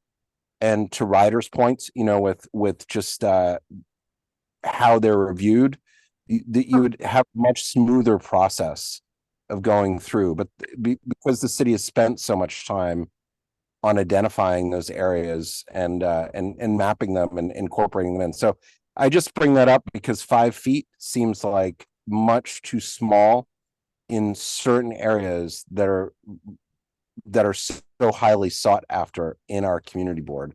So that's an area that I think that might be helpful if there was a little bit more attention to in incorporating them in some way into the review process, and even for the applicants beforehand, so that they understand that issue And then on the separate note, when you put pedestrians onto the street, which happens sometimes, putting them onto cobblestone streets, of which we also have a few in our community, is not really that safe because the cobblestones are in terrible condition on a lot of the streets. And so absent of those, that removes a lot of the standing objections that seem inconsistent with your review guidelines, and taking that into account as a standing issue might help significantly, as we both navigate through the application process. Thanks. Mhm.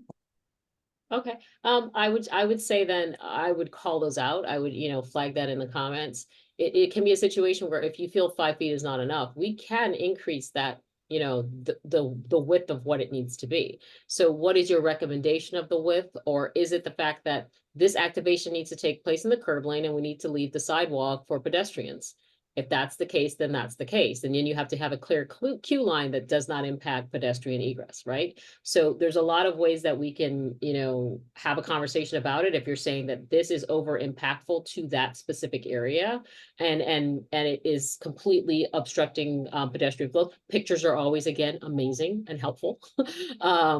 That you can share with us, but there are conversations to be had. But to blanketly say nothing can go there is a very difficult for us from our perspective. But I completely understand. That is what you guys are there for, to give us more clarity. Hey, Dawn, when you do this, just as you said, when you put something here on this sidewalk on these types of days, we can't get people through. So what is the happy medium? Right? Do these things on these days have to exist in the curb lane? And then you have to have a clear queue line, and then that way sidewalk traffic can still go, then that is something that we can definitely look at. But to say it can't happen at all is something that I can't say, okay, it can't happen at all. No, nobody's saying that. The city's already identified each and every street in New York is categorized as one of 5 categories, and every single street that's categorized has a clear path requirement that ranges from 4 feet to 15 feet. And it's already done. The city's already done But that. the sidewalk wouldn't be 15 feet is what, that's like, for a global that's the corridor. road. No. A global corridor, which it's a small percentage of the streets in the city, there's a required clear path of 15 feet. And as the other extreme is a baseline street, which is the majority of streets in the city, the clear path requirement is 4 feet. And so the city has already delineated the sidewalks all through the city. There's an entire map for this that's the city has created. And this is actually what the Sidewalk Cafe program is based on where sidewalks can be on and on the width. So that's all there. And so what I'm saying is it would remove significant issues if this was incorporated into the sidewalk. But isn't that with regard to the sidewalk program specifically itself? No, this is It's where they can and cannot set mobility. up based on that information. It's actually the opposite. It was already existed, and then the city decided to use it for the Sidewalk Cafe program. Right, as to where they could and could not set up.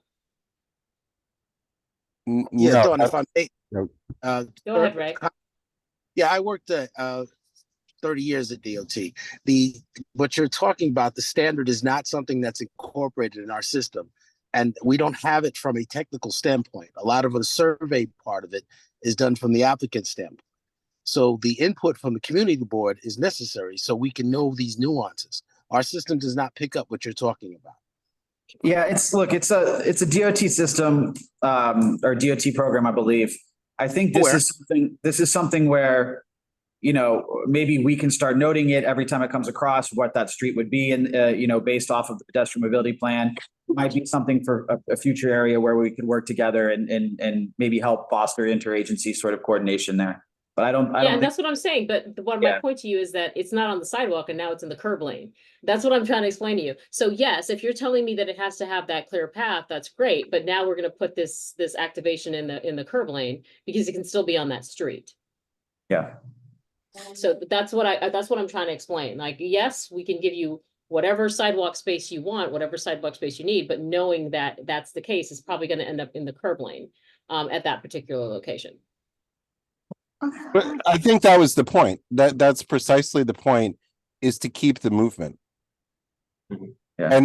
And this plan is supposed to be, from what it says, the basis of the future of city planning.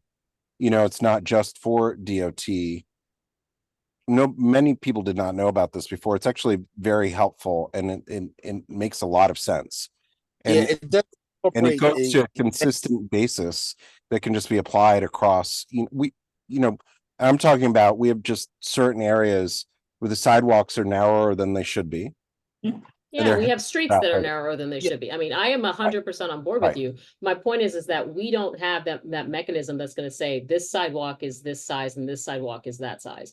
We rely on the community board input to let us know that this is a congested area or this isn't a congested area, and so on and so forth. That's what part of the community board comments are about.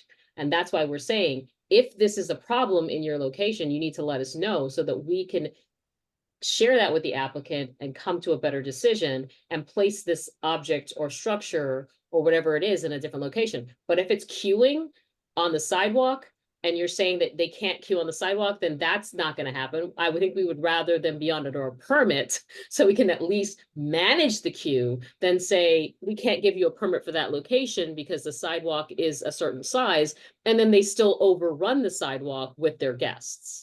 And so that's why, and that is the delicate balance that we live in the permitting industry. Okay. Yeah, I mean, there's a map. I put a link in. I mean, you can go in and you can literally put an address, and it'll tell you where, what it is in terms of which type of corridor.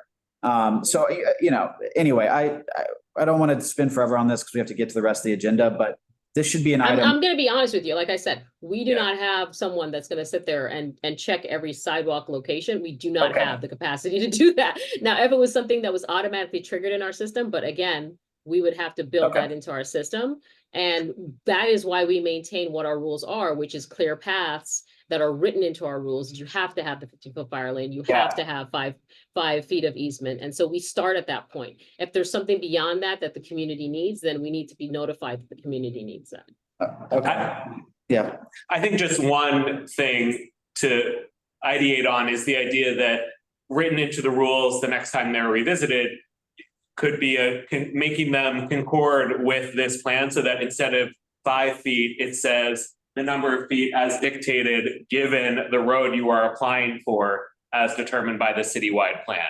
So that there could be some sort of it could be put on the applicant so that you don't have to look up every street, but they could know the street they're applying for, it's not 5 feet, it's 10 feet on that street that's required, given the type of street that it is. So, but I agree that but we also have to remember that, okay, I just wanted to add one more thing. We also have to remember that when we are taking and issuing permits for these spaces, it is changing them from a normal sidewalk to a SAPO permitted event.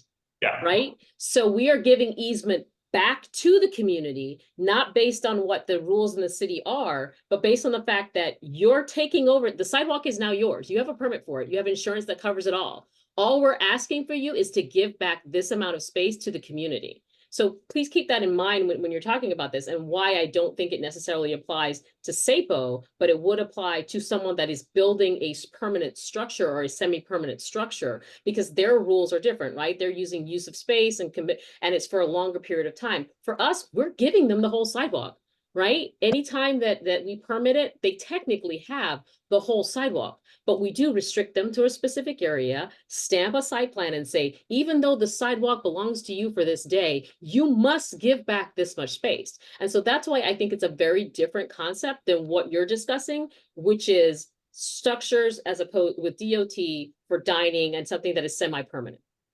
Yeah.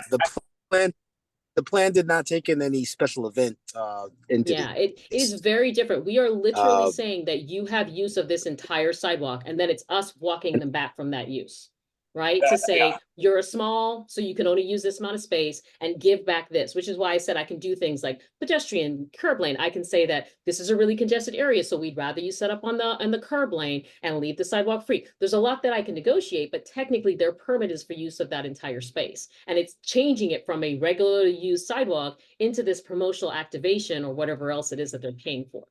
Totally. Great point. All right. Yeah. Thank you so much. Thanks so much. You're welcome. I'm happy Much to come back appreciated. anytime. Just great. Thank you Yeah, for having thank us you. on our team. We'll actually let you go now. Yeah. Bye. Bye. Good night, everyone. Good night. Okay. 2 hours. Thanks everyone for bearing with us there. That was really useful. I think I'm glad we spent the time that we spent on that. I think we have to totally revise how we operate as a community. So, yeah, Different conversation. well, we're just screaming into the void now. Or have been. So No, we are. Yeah, no, I mean, it's incredibly regulatory. so let's start with our first event here. We can talk more about the business session. The first event is Fashion Brand Event, February 10th, 2024, Worcester between Broome and Spring. If you are here for that event, please raise your hand.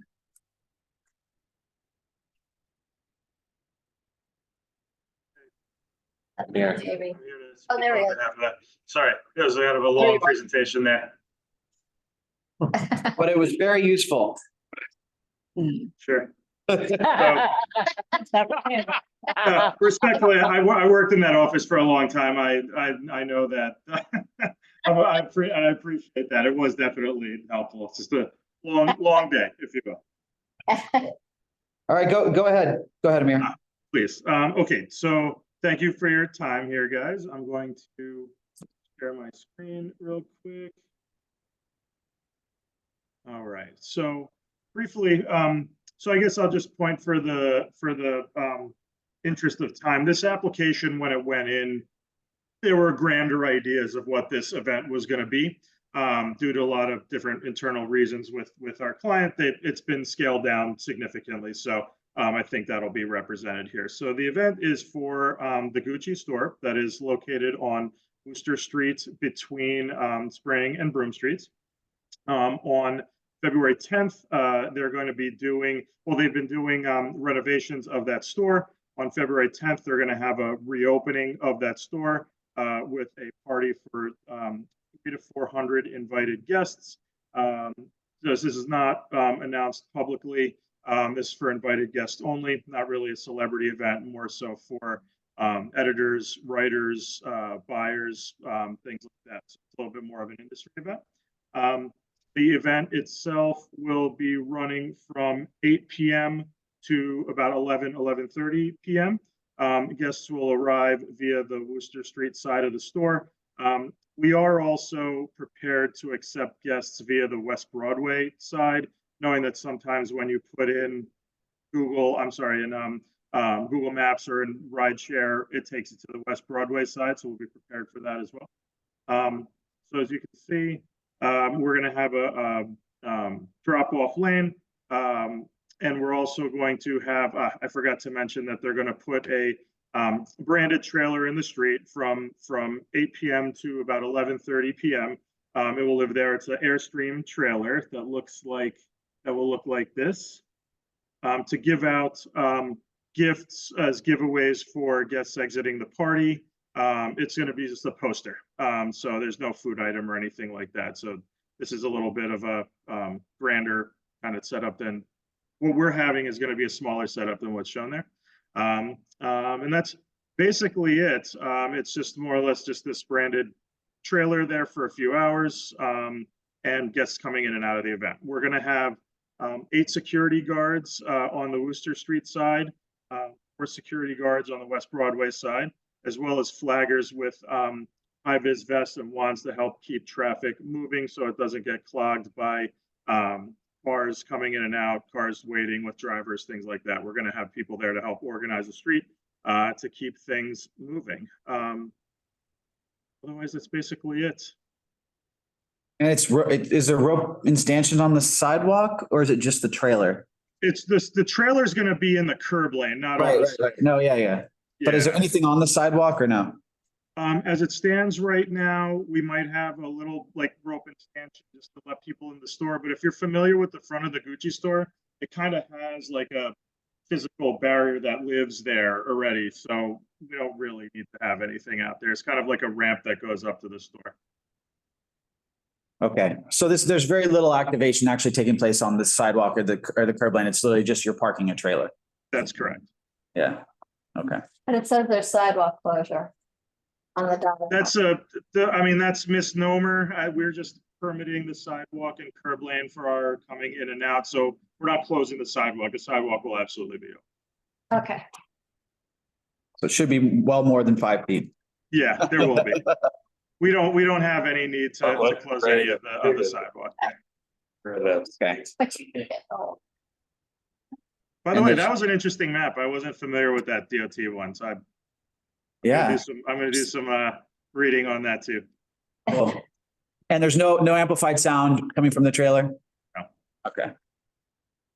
And there's no power, there's no generator. It's just it'll be operating on its own, battery power inside. No special lighting. No. Nothing of note, just lighting inside the trailer so that people can see what they're doing. But nothing more than Outside. Is there any food? Say that again? Is there any food to be given away?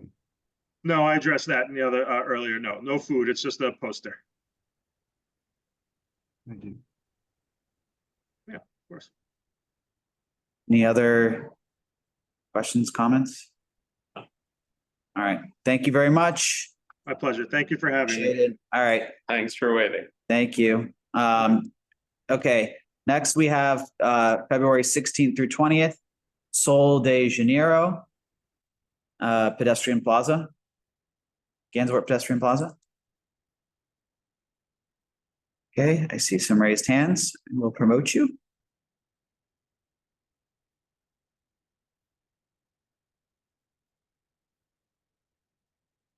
Hello, I see 2 Kevin Capunos. Welcome. Some Have to unmute yourself. Oh, do I have to be an attendee or? Oh, you're good. Oh, you're good. We can hear you. Okay, my name is Danny. I'm with Gladiator Productions and my colleague Mauricio is with me as well. Hey, everyone. We are doing a activation in the 14th Street Square for Sol de Janeiro. We're doing a pop-up event in the meatpacking district right around the corner for 2 weeks, and it's this huge experiential store. And so our activation at the 14th Street Square is just kind of going to be giving out hot chocolate from 12 p.m. to 4 p.m. For 5 days, and just kind of having brand ambassadors and like leading people to our store. And I can share my screen and I'll show you the plans.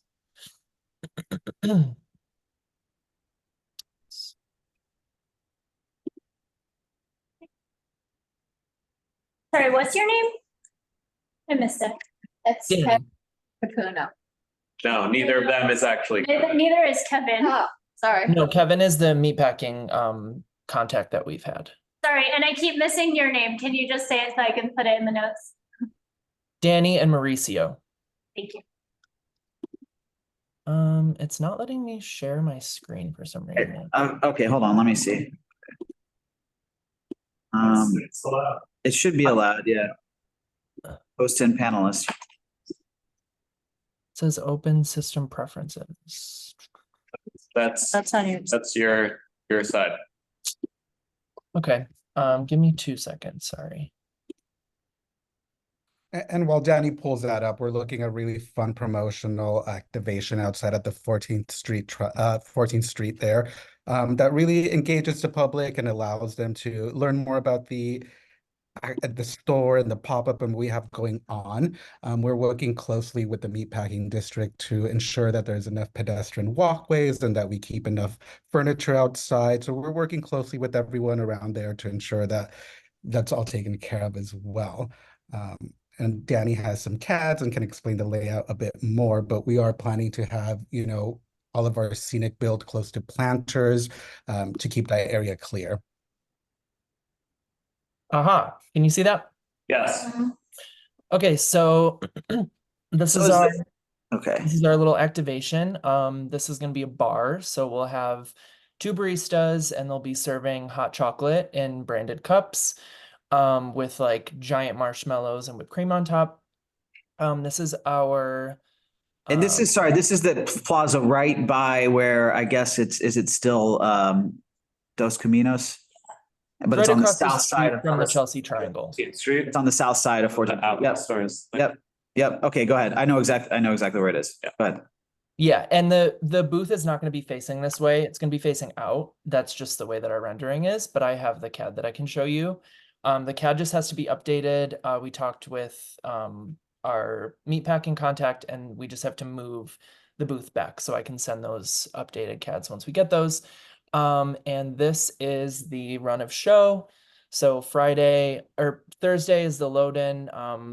We put 12 a.m. to 6 a.m. It's not going to take that long. It's just a little booth. The activation opens on Friday, and our store opens on Friday. The hot chocolate starts at 12 p.m. and then it closes at 4 p.m. and then the brand ambassadors stay around there until 7 p.m. The activation closes for the day. Saturday's same as Friday. Then Sunday is a little different. It just closes at 6 p.m. instead because our store closes at 6 p.m. as well. And then Monday is the same, Tuesday is the same, and then it closes permanently at 6 p.m. Then load out Wednesday. Is it a typo that the load-in is on Thursday? The application says that it's the 16th to the 21st. Also, why would it load in before 6 a.m. on Thursday, but then not start serving until 11 a.m. on Friday? The load-in is supposed to be on the 15th. The activation is going to start on the 16th. So the load-in is before 6 a.m. on Thursday, and then nothing happens between 6 a.m. on Thursday and 11 a.m. on Friday. Correct. Okay. Weird. Why wouldn't I not load in on Friday? I think it's a typo. I think it's a typo, and it's meant. Otherwise, it would just be sitting there for over 24 hours with nothing happening. Yeah, we can definitely relook at that. This might can be load in on Friday. But we can definitely load in on Friday if that's something where you're guiding us to do. Absolutely, and that makes definitely more sense. Yeah. I didn't even think about that. And then where's the physical store? Because you said this is tied to a physical store opening. Yeah, absolutely. So it used to be where Patagonia is on 414 West 14th Street, and I actually have renderings of our store. Yeah, let's. Cool. So this is here. We'll zoom in a bit. So this is like a massage area where you get headphones. We're still seeing just the run of show on our screen. Oh, whoops. Okay, hold on. New share. All right. Can you see this? Yeah. Yes. Okay, perfect. So this is all inside the store? Yes. Okay. Yes. So we don't need to spend too much. It looks cool, but we don't need to spend too much time on it because this is not irrelevant to the street. But it is cool. It is cool to just scroll through really quick and see what it's going to look like. Yeah. Yeah, absolutely. And it just kind of really, our activation really just ties in with the story. We want to really just let the public know that this is going on. We plan on having a lot of brand ambassadors out there to ensure that, crowd management and we're really working with meatpacking to ensure that we're following everything that they need to for a really fun, successful event and activation. What is Sol de Janeiro? It's a beauty brand. So they have creams, they have like chapsticks, they have fragrances. They're really known for their Boom Boom cream, it's called. It's like a collagen cream. We're hearing it's bum. The kids love it. Yeah. The kids call it Bum Bum, but in Brazil, it's Boom. Our client, Sol de Janeiro, it's called Boom Boom cream. Yeah. So we have to make some TikToks correcting the youth. Yeah, most definitely. Yes. It's a really fun, a lot the city gets really excited. They've had some events here before, and it brings a lot of excitement, and it brings a lot of people out to the area in a good way. Nothing too crazy, but it does drive some excitement, and they have a lot of success with activations in the city in the past. Are you going to have security at all if you're expecting a lot of people to manage, lines and things like that in the plaza? We have dedicated brand ambassadors just for line management, and we've discussed queues in case we do have to have one, but we don't, our setup is designed to be able to have very little face time and a lot of just pushing through to the store. So not really meant to stop there. It's more of a stop, grab your coffee and walk on over to the store and enjoy that cup of coffee there. But we'll have plenty of ambassadors ensuring that there's line management and crowd management. Thank you. And is there going to be any music playing from the bar? No amplified sound.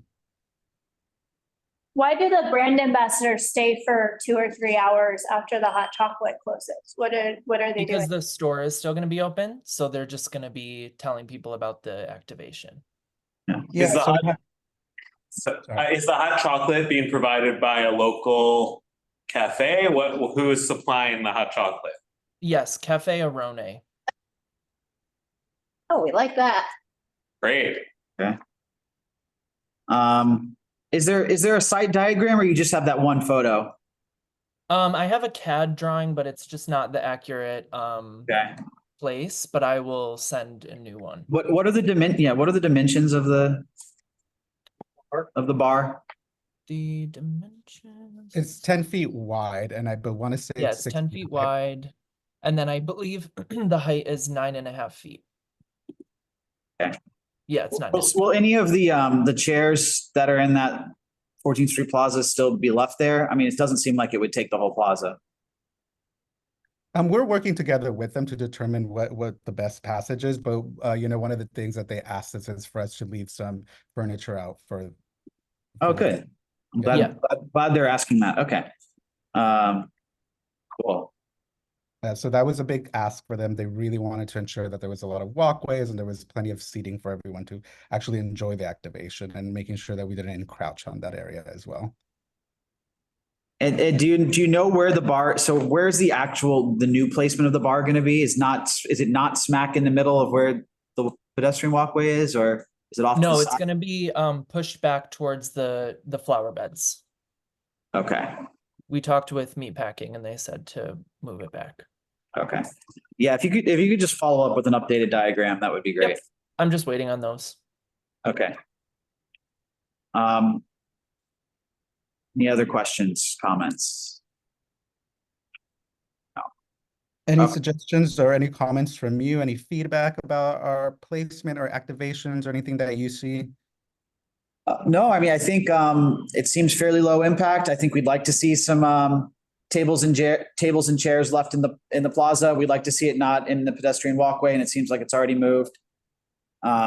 So, yeah. Okay, all right. wonderful. I don't see anything else. Thanks a lot. Appreciate your time. Thank you. Appreciate you. Yeah. Thank you. Thanks. Bye-bye. All right. Bye. Okay. Next, we have Revlon pop-up shop, February 17th, Broadway between Grand and Howard. Okay. Promoting you. Oops. Wait a minute. I gotta promote you. All right. I might have hit the wrong. Okay. Sorry, who's speaking on this one? Is it Lewis or Ben? This is Lewis. Hey. Ben, you're muted. I'm for a different one. Okay. Sorry, we'll come back to you shortly, Ben. Totally fine. So Lewis, yes, please. You're here for Revlon, right, Lewis? Yes, that's correct. Okay, great. Okay, please go ahead. Great. So Revlon is hosting a one-day pop-up shop on Saturday, 2/17. Can everyone see this image here? Yes. Great, wonderful. They're going to be loading into 433 Broadway, starting on the 14th, the 15th, and the 16th. So they'll be using the west curb lane of Broadway, approximately 2 box trucks a day to load into the space. On 2/17, they will be having an activation open up from 9 to 5.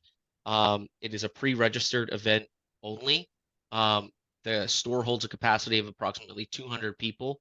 That'll be clicked by the security team at the door. As of right now, they average between 100 to 150 people per hour that they have attending at this point in time. And across the street, or just across the sidewalk there where it says cart, is a Revlon, this is not going to sound new, a hot chocolate cart. I guess that's the theme of 2024 here. That you have to scan a QR code, take a 1-2 question survey to participate, to get a free hot chocolate. And then also anyone who is attending the event can step across the street and grab their hot chocolate as well. The event is 1 day only, loadout on the 18th and 19th.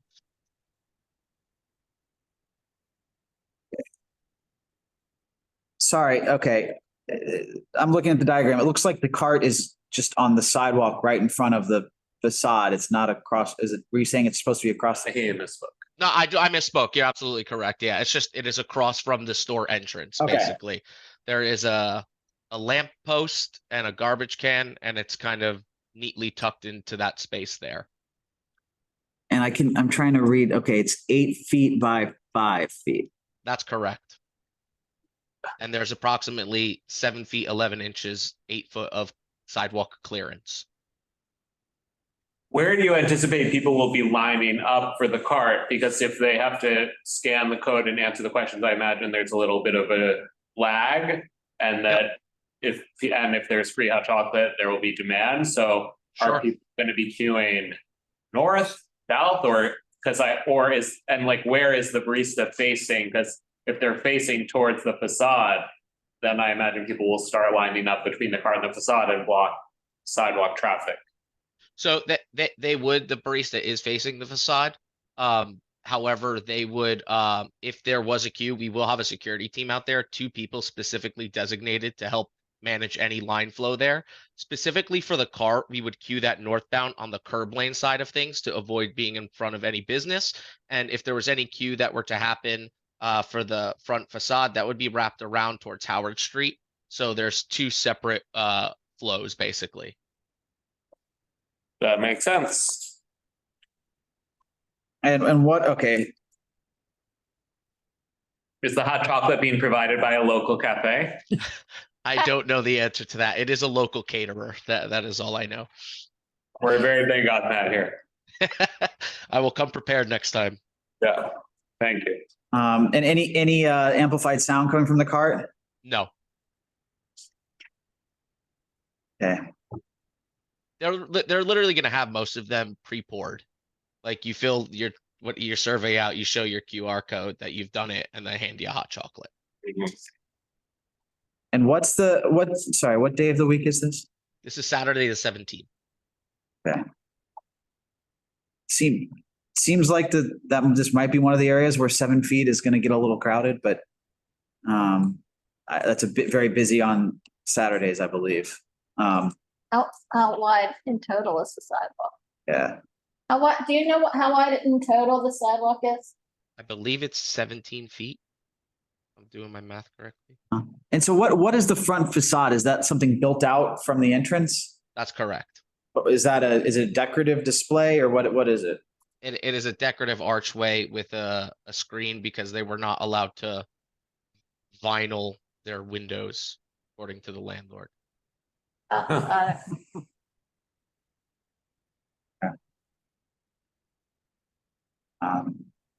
right. Anyone else have anything? Nope.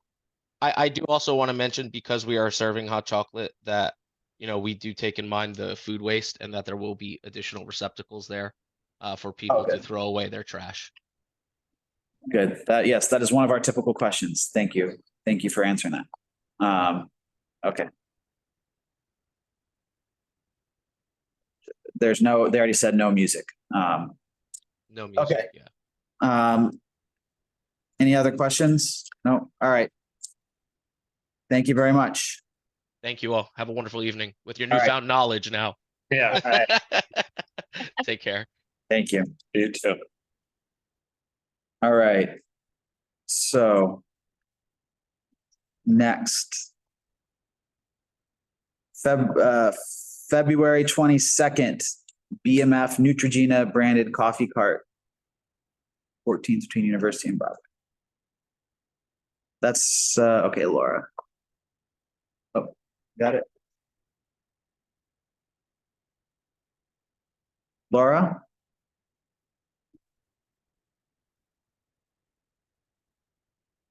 Hi, can you hear me? Yes, hello. Hello. Let me get ready with my site plan. Here we go. Is everybody able to see this? Yes. Yes. Okay. So Neutrogena is the client. BMF is actually the event planner, and we are sponsoring the permit.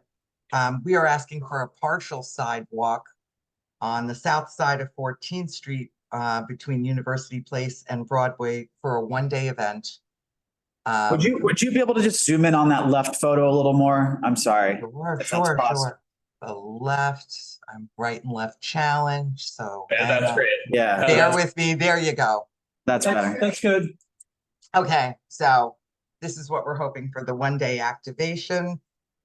I see that curb lane closures is here. We did request a box truck, but not necessarily closing down the whole curb lane. It's a coffee giveaway promoting Neutrogena, and I can pull up the coffee cart if you'd like to see. Here we are. That's a rendering of the coffee cart, but this is what the setup is ideally going to look like. Nice. And it's sunscreen takeaways, and that's what the box truck, and it's unbranded box truck in the curb lane would be holding extra supplies. What are the hours? We are starting, and I did send a run a show to Florence earlier, but we are arriving at 7 a.m. The actual coffee cart setup would go live by 8:15 a.m. The activation would go live, and the activation would end at 3 p.m. And you're giving out coffee and samples of sunscreen? Yes, and again, not the event planner, permit sponsor here. So yes, they're giving, because it's a coffee cart, they're giving away coffee, but the sunscreen takeaway is those like trial sizes of Neutrogena sunscreen.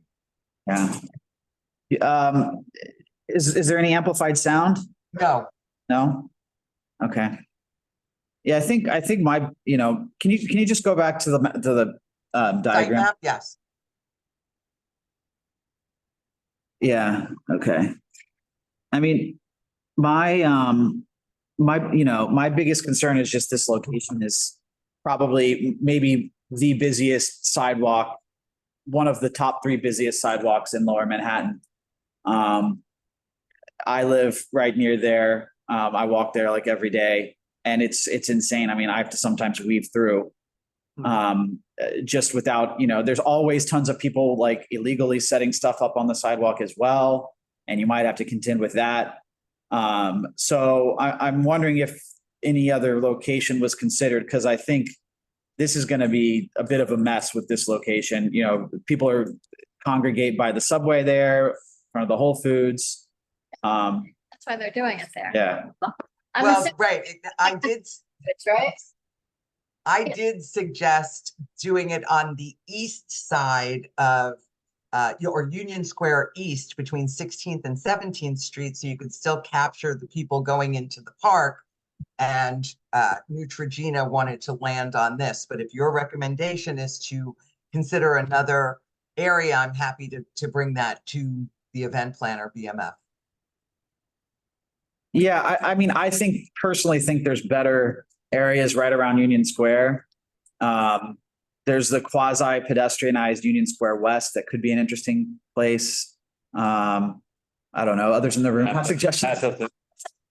Canadian communications background, I can see why it's right in front of Whole Foods. Of course. And Burlington Coat Factory and the DSW and like Barnes and Noble doesn't get the traffic. The Adidas store doesn't get the traffic. So I hear what you're saying, but I'm telling you, Yeah. I would put it there too. I've seen people do events almost like catty corner right there on Union Square West, like between 14th and 15th. That's outside of our district, but so it wouldn't come to us.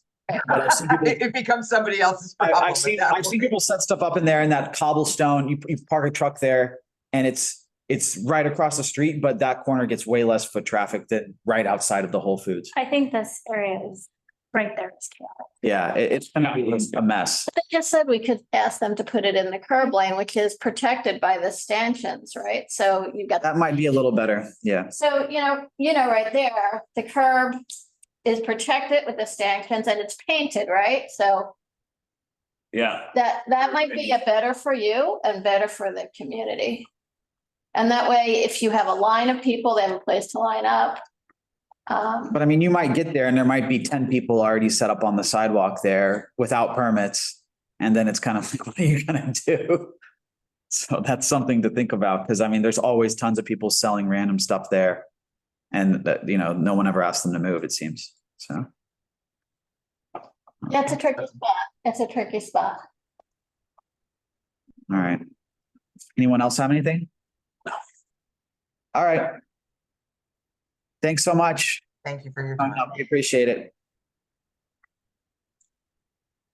Okay.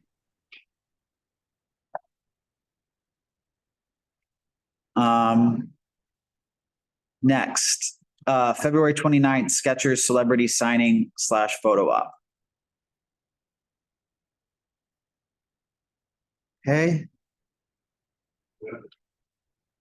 I just tried to promote him.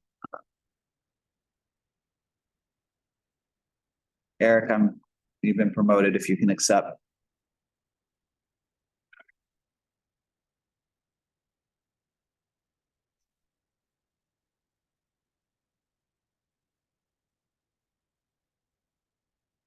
Eric, if you could unmute. Hello? Hi. But you can't see me. Hold on a second. Hold on. There's that. And why is my camera not on? And of course, I'm a little technically challenged here. Okay, hold on. Give a link to the quick on the film. Yeah, yeah. Here, There how's we go. that? Voila. Hello. We see you. Hello, good evening. So my name is Eric. I am with Skechers USA based in Manhattan Beach, California. I do not have any materials to share with you right now because this has all been a very last minute initiative. But when I learned this evening about the opportunity to join the meeting, I thought I should take a couple minutes real quickly to share with you what I know so far. Recently, we did this past November, we did a very similar event on a little bit larger scale in Times Square. And that was with the celebrity Snoop Dogg. And this time we are doing a similar but smaller event in Soho with an NFT artist named Vex. In this case, that is all confidential because obviously that has not been announced to the public. In Europe, he's extremely popular. We will sell 90% of our shoes this collaboration will be done probably in Europe and other parts of the world. But it's imperative that we also address our domestic market. The event itself will be in our Skechers store, which is on Broadway. It's literally on the corner of Spring Street and Broadway. The complete event will be inside the store. There will not be any outside audio music. We're not giving away any items. I don't have that opportunity in this case. Use a local hot chocolate vendor. So it's completely in the store, but obviously it's going to affect the community because we will have a line of people outside the building. Based on it being the line of people outside the building, we will be lining them up down Spring Street. And that's being done very specifically because of the window displays that we will have on Spring Street that we don't have on Broadway. So it's a relatively quick event. It's going to be 2 hours, 2 to 4 p.m. To expedite the process. All photography will be done by a professional photographer. Inside, somebody will get a QR code, will say thank you very much, and they will be on their way. they will also have a chance to buy an item or two like a pop-up store. I don't expect any more than 200 people. It should be pretty quick. Obviously, we'll be probably setting up a little bit earlier in the day. I'm working with some local New York people that help me in Times Square, dealing with some of those logistics that you all know even better than I do, loading in and loading out in a very busy city like Manhattan. And then I will also be using the same security company that I used this last time. The security company is, hold on one second. I can pull up the name for you. There we are. It's John Sheehan and Sons Security. And I'd say 90% of their staff are ex police officers with the city of New York. So they're highly qualified and understand traffic and people like that. The event itself will be promoted probably a couple days out through social media. And then we go from there. Is Vex doing something outside the store, or is Nope. it just okay? So outside, Vex it's is doing something. Basically, we have two things going on for him that day. But he will be in the store either doodling or signing someone's shoe or shirt while he's there, take a photo, but nothing outside the store. Okay. So, and you said this is 2 to 4 p.m. Correct. It's on Thursday. I think. Hopefully he is more on time than Snoop was. That all got delayed a little bit, working with Snoop, but I understand, especially also Vex and his European background, that schedules are schedules. So I do anticipate sticking to the 2 to 4. Depends on what country. Very true. We have comment from Pete Davies about him. Hello, Pete. Yeah. Hi, thank you very much. So Spring Street, I live on this block, Broadway Residents Coalition, as shown in my little logo up there. Good. Spring Street is a very narrow sidewalk. The frontage, the store is on the corner, 530 Broadway. The stores to the north of Skechers are empty for probably 30 feet. I would suggest that if you're going to line people up, that is a much better way to line folks up. You're just going to find, I don't know how you would manage a line of people and allow for pedestrian passage on that side of the street. So I think that really needs to be considered. You say it also shows that setup will start at midnight? Quite possibly. I mean, I'm over, as I said, this has all been so last minute. I just want, I know the Snoop event that I did, everything started at midnight. As I said, this is a little bit smaller, so it might be a little bit later than that, but I was just trying to give, I guess I would, in this case, I am, whatever you call it, I want to over deliver and under promise. Well, let's talk about delivering something that works for the community. If you're not starting until 2, what's being loaded in? Usually in this case, what we've done in the past is sometimes, we sometimes have to move out some fixtures, fixtures in the store, or, whether they're pieces of furniture, the shoes are already on, or racks and things as such. Those many times get removed, and then we replace it with customized fixtures specifically for this this specific event. So you're talking you need street space because you have a truck. Well, in the past, yes, we would need street space, but in this case, again, I'm working with professionals in New York that are, always going to be understand the challenges of working within New York. And if that's the case, we're going to have to figure things out. We will. Okay. Well, it seems that pushes it beyond a production event based on what we were just told by Ms. Tolson at CECM. That pushes it into a street event because if you need curb space for a truck, that changes the designation of the event. I would, I appreciate your insight on that, and I did listen to the entire presentation earlier. In this case, our experience has been when we've done things like this, it's a drop off, whether it's a taxi cab that's dropping something off or a truck that's I've got 5 guys ready to take something out of a truck and run back in because the truck's not allowed to stand there. But I would compare that more to literally an Uber, a taxi, any other types of deliveries that you might have in the city, whether it be Staples office supplies or a food vendor doing a drop off, drop and run. I would compare it more to that, as I said, as opposed to a truck living in a space that all of a sudden would make it a different type of event. Okay. All I'm saying is your application doesn't indicate any build out. So I think that's a conversation that SAPO might want to have with you. And I'd appreciate it if the committee would make that apparent to SAPO that they've said that there's going to be loading in, loading out.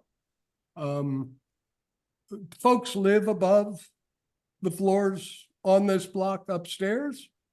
So if stuff's being put in and out of trucks midnight, later, as you say, that runs the risk of being disturbing in the middle of the night. I'm not sure why that all can't happen after 7 a.m. in the morning if you're not starting till 2, but that's, you guys are the professionals. So, and then you say it's going to be small, but sort of like what happened with Snoop, and you're going to have security. So well, security is more just for a flow of traffic than it is security of, I'm not concerned about our customer. Basically, we're always going to be concerned about people having the ability to walk on a sidewalk and lining people up and things as such. And experience tells me having a professional security person doing it that understands that flow is going to make it, as you said, I want to make sure that the rest of the community can continue with their business. Okay. So, but security is not especially the VEX customer. This is not something where I worked with for Snoop. We also worked with NYPD because there was a security concern. In this case, it's strictly security because that's why I hired to monitor my flow of people. Okay.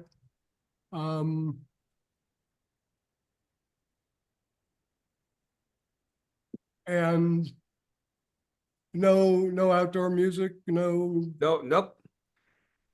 Completely indoors, and we have him directly after this event going to be at another small cocktail reception in another part of town, and so he has to be out of there, in time to get to the next place. This is gonna be very quick. Okay. Again, I think the arrival, now you're talking about, so he will arrive. Are folks registering for this or do they just show up? No, this is something that the value from a marketing perspective is the social media that's associated with this. And no, people do not pre-register for it. It's something that will go out on social media, Instagram, TikTok, whatever it might be. He's got a very large following, and that is what will drive the demand. However, once he leaves, he leaves. So it will dissipate. So social media will say Vex is showing up at 2 p.m. In Soho, come on down. Exactly. It's exactly what they will do. And most of it, 90% of that social media will be Vex's social media. Our social media with regards to Skechers does not necessarily create as much demand. Any idea how many followers he has? I forgot. We're probably 742,000. There you go. 742,000. But you're only going to get maximum 200 people. That's not that many followers. It's, I mean, that is what we're Not a very good anticipating. return on his social media. Yeah, no, well, as I told you, the majority of his followers are international. So it's, I don't think we're gonna get that more. And even when we did the Snoop event, and Snoop's got a gigantic following here domestically, I think maybe 350 people showed up, and that was it. So it's, when you're doing these last minute things, it's not for the type of I mean, remember, this is Skechers. We're a relatively conservative company, and with the people that we're collaborating with, are, you know, I would say also a little bit more on the conservative side. So I'm not looking for, you know, this is not the latest and greatest thing to go viral. That's just not who we are. All right. Yeah, we're gonna move on. So it was 350 people for Snoop. So At the okay. most. Yeah, for Snoop, for Snoop, about 350 showed up. I think we had about 225, 250 photos, and that was it. Done. Yes. Okay. But I plan on continuing my conversations, obviously, with the mayor's office, just like I did, you know, when we did the Snoop event. And as I learn more details, obviously, I will share them. I appreciate your concern about Spring Street, and obviously, I will share that with some colleagues. As mentioned, I know they said Spring Street because we have the windows all the way down Spring Street. And, you know, obviously for presence or whatever, that makes a big difference for this event for us from the marketing perspective. But no issue having that conversation with my colleagues. And just be aware, there's a food cart that's been parked on Spring Street at that corner for the last 5 years. So Okay. I'm not sure what you'll do with that, but thank you. I may be buying a lot of food to have them move. You don't know. Do they sell coffee or hot chocolate? And let's. We like to support local vendor. It definitely seems, Eric, like we could push back that load-in date as well. So please follow up with us on that. Load-in time, I mean, please follow up. Absolutely. Thank you all. Okay, thank you. All right.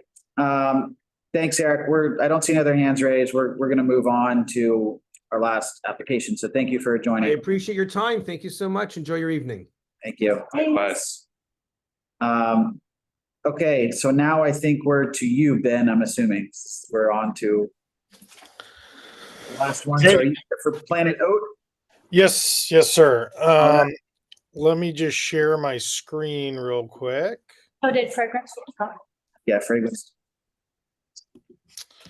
I appreciate y'all letting me come speak, and I know it is late, so I will go through quickly, but if you have any questions, please let me know. Basically, an overview is we're going to be activating with Planet Oat on March 11th in 6 cities across the country. Basically, March 10th is when daylight savings time is. And Planet Oat wants to help people kind of have a better reset and figure out a way to kind of help them gain an hour back, since everyone will be losing it. Not losing it, but losing an hour. So we're going to be working with local restaurants or caterers in these 6 cities to pass out roughly around 1,500 12-ounce coffees, as well as 1,500 overnight 8-ounce overnight oats. I'll show you a picture of our coffee cart. It's a cart that's having something next to it that I like to call a milk bar, where we'll have the Planet oat milk for people to add to their coffee, as well as grab some overnight oats that are made with oat milk.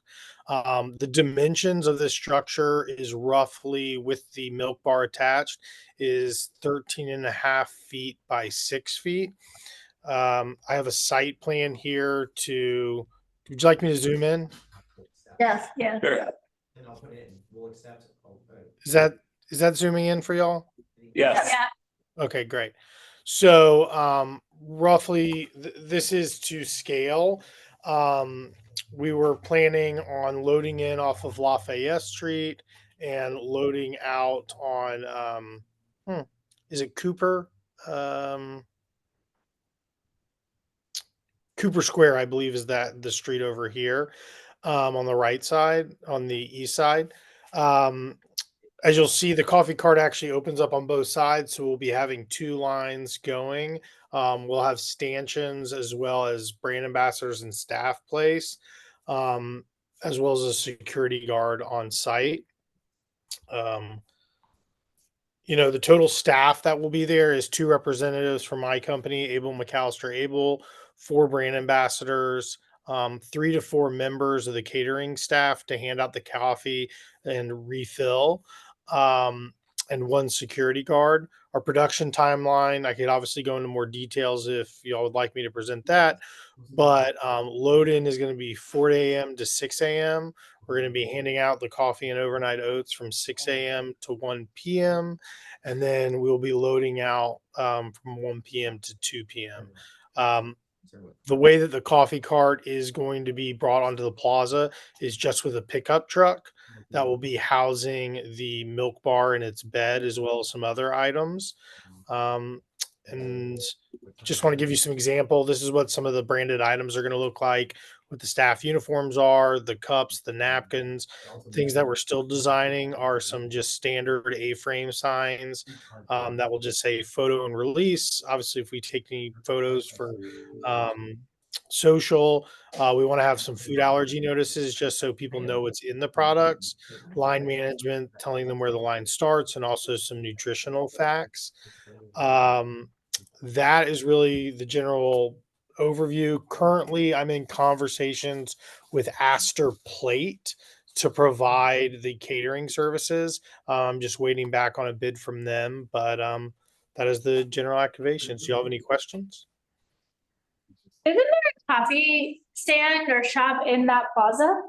So in that plaza is Astor. The way that I've been explained to it by the Village Alliance, there is a shed right there that is owned by Astor Plate, which is the company that we are going to work with on the catering. And they are currently not open for business. Yes, they're closed. Are you gonna have sanitation, like extra trash receptacles and stuff? It feels like this is gonna create a lot of waste. Just a lot of refuse. Yes. So I did talk to the Village Alliance about that. I talked to Taylor and Isabel. They have their trash cans there. We are going to be cutting out trash can. Oh, it actually would just, I'm going to do a trash can and a recycling in that milk bar, even though we're not going to have much trash. Everything we're going to have is going to be recyclable. If someone stands there and is drinking their coffee and then throws it away, that would increase the amount of trash. But what we're using those receptacles for mainly is people tearing sugar packets, a stir, things like that. But those will be built in to the structure. Yes, sir. Okay. Is there any amplified sound? No amplified sound. The only other element, just to let y'all know about, I don't know how much it affects it, is we will have a QR code on the side of the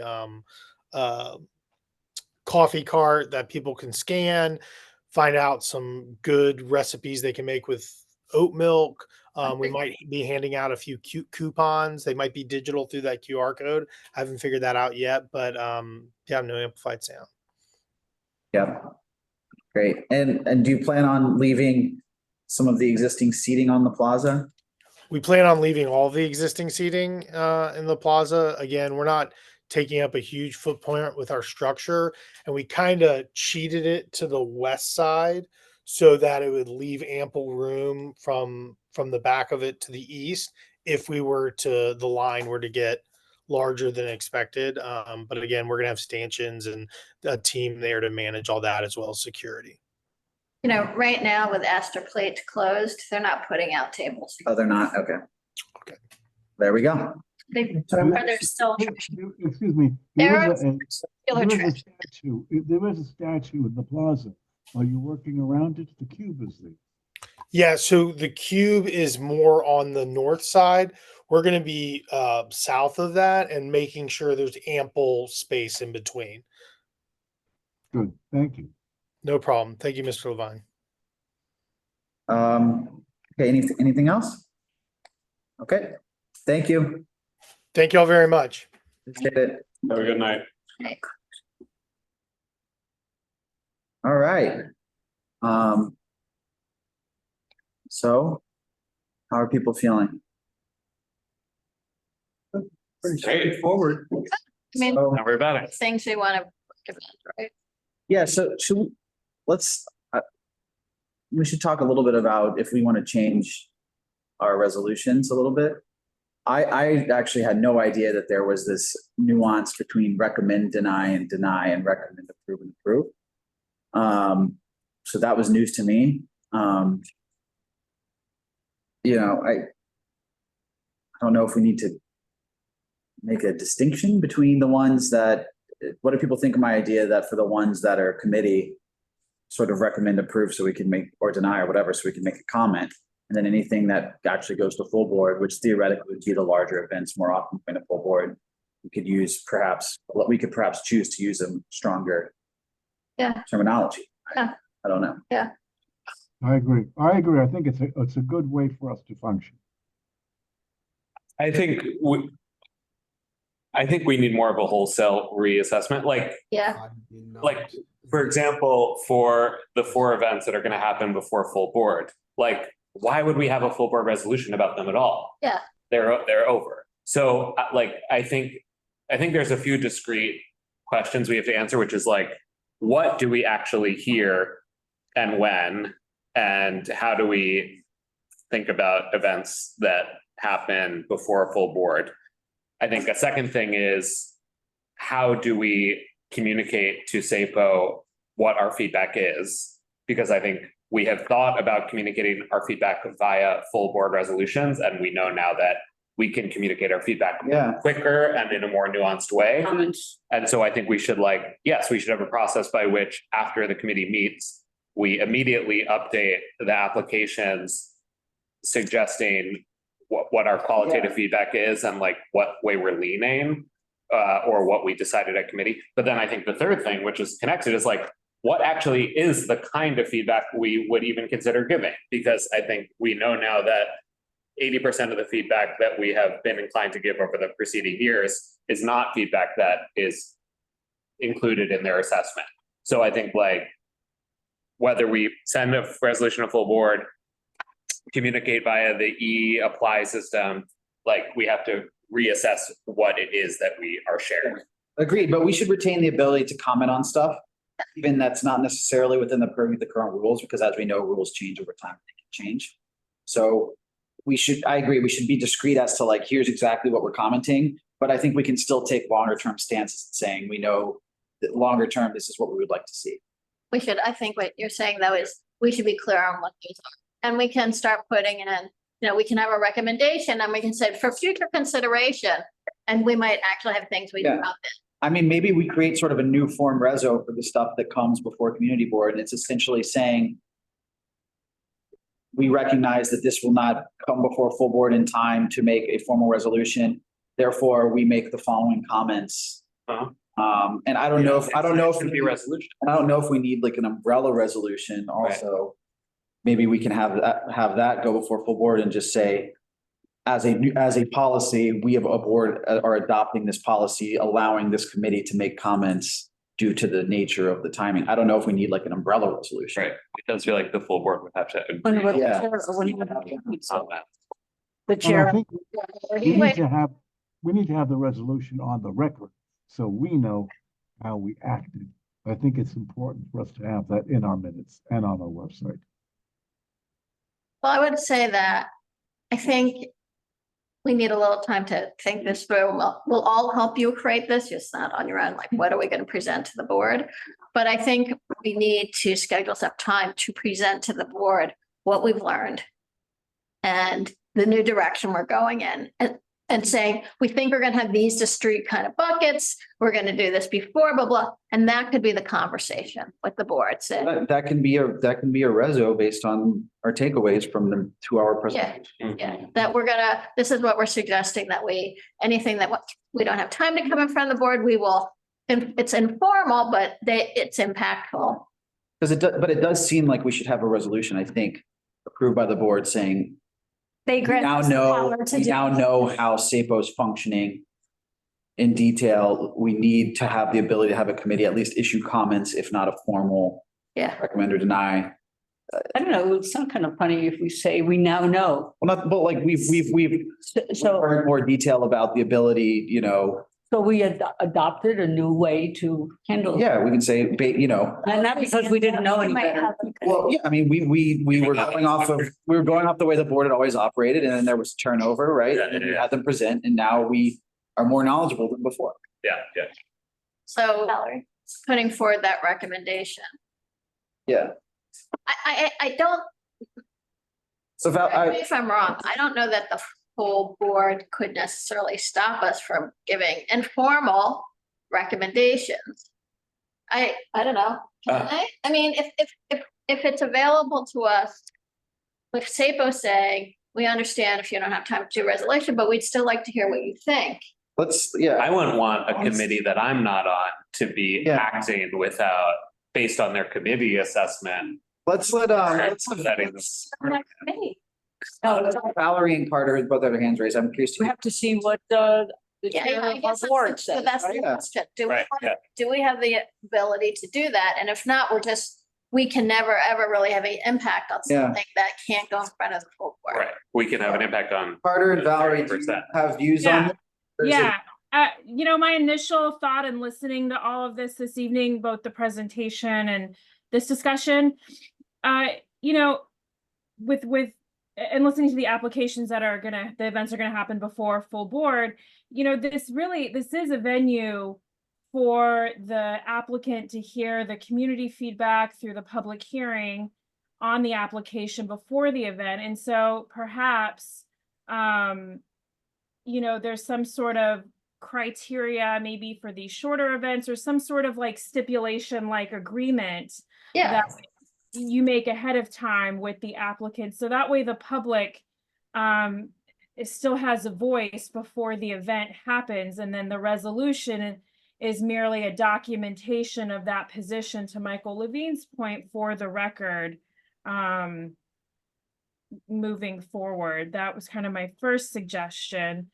And then as far as taking additional action, I was on and off during that portion, so I don't know did you open up during the SAPO presentation for any questions from the public directly to the agency? Like, was it a public hearing? And have you gotten the public's feedback on this change? That would be my other question. Right, we can't do a resolution on the SAPO conversation if we didn't follow all the rules for a public hearing. Did we not? I don't know, I think that's what Valerie's asking. Well, I believe maybe technically not. You did read out every question that people put in the chat. And there was no one else asking to ask stuff, but Nobody had raised their hand to speak. So what he did was read out every question that anyone asked, and no one else raised their hand to speak. So they had the opportunity to do it, but no one did. So I'm not, you know, this is not my area of expertise, if that counts as a public hearing or not. I'm not trying to be the police on it, but I'm just asking the question to ask yourself. I didn't mean it that way. I'm deferring to you or anybody else who has more knowledge than, I'm just telling you the facts, that's all. yeah, I don't know. I mean, I wasn't really thinking about it that way. Like, we hit 2 hours and I was like, we have to get to the rest of the agenda. Yeah. But there were no hands. I was trying to field questions. Yeah, there was no hands raised and you read every comment that came out. So does anybody here know that counts as a public meeting? I mean, I will say that on the agenda, I didn't see an asterisk on there, which in our language constitutes. That is true. We didn't put an asterisk. So, I mean, like, again, like, I'm not trying to police this here. I'm just offering the invitation to have this discussion. So that way you guys are covered. I don't know. I mean, here's what I think, Valerie, is, I mean, I think they've offered to come back. And I think if we are going to adopt a more formal policy of like, first of all, I don't think we're ready to do that tonight of like, here's a rubric of all the criteria we're going to have. I think if we are going to do that, we should probably have one more Yeah. hearing on it. Yes. It wouldn't hurt. To me, that makes sense. I'm not ready to put anything out tonight saying we are adopting a formal policy that every event with under 2 weeks, this is going to be our rules. So we should do everything the right way. So, you know, and we're not ready anyway. So we'll do that at public hearing, you know, in a couple months where we've had time to consider it. And, you know, we don't have to decide a formal policy that's going to govern everything going forward right now. Right. Great. Thank you so much. Thank you for allowing me to speak during your business session. And it was a really fantastic presentation. Thank you.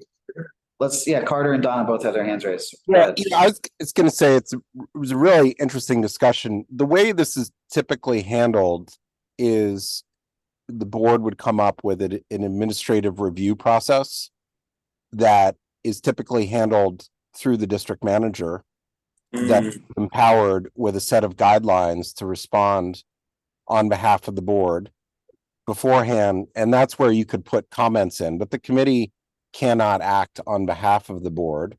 But what you can do is empower the district manager to respond, you know, in a little bit more of a blanket way, and then the committee can add nuance. And the tight turnaround is such that the board cannot respond in its process.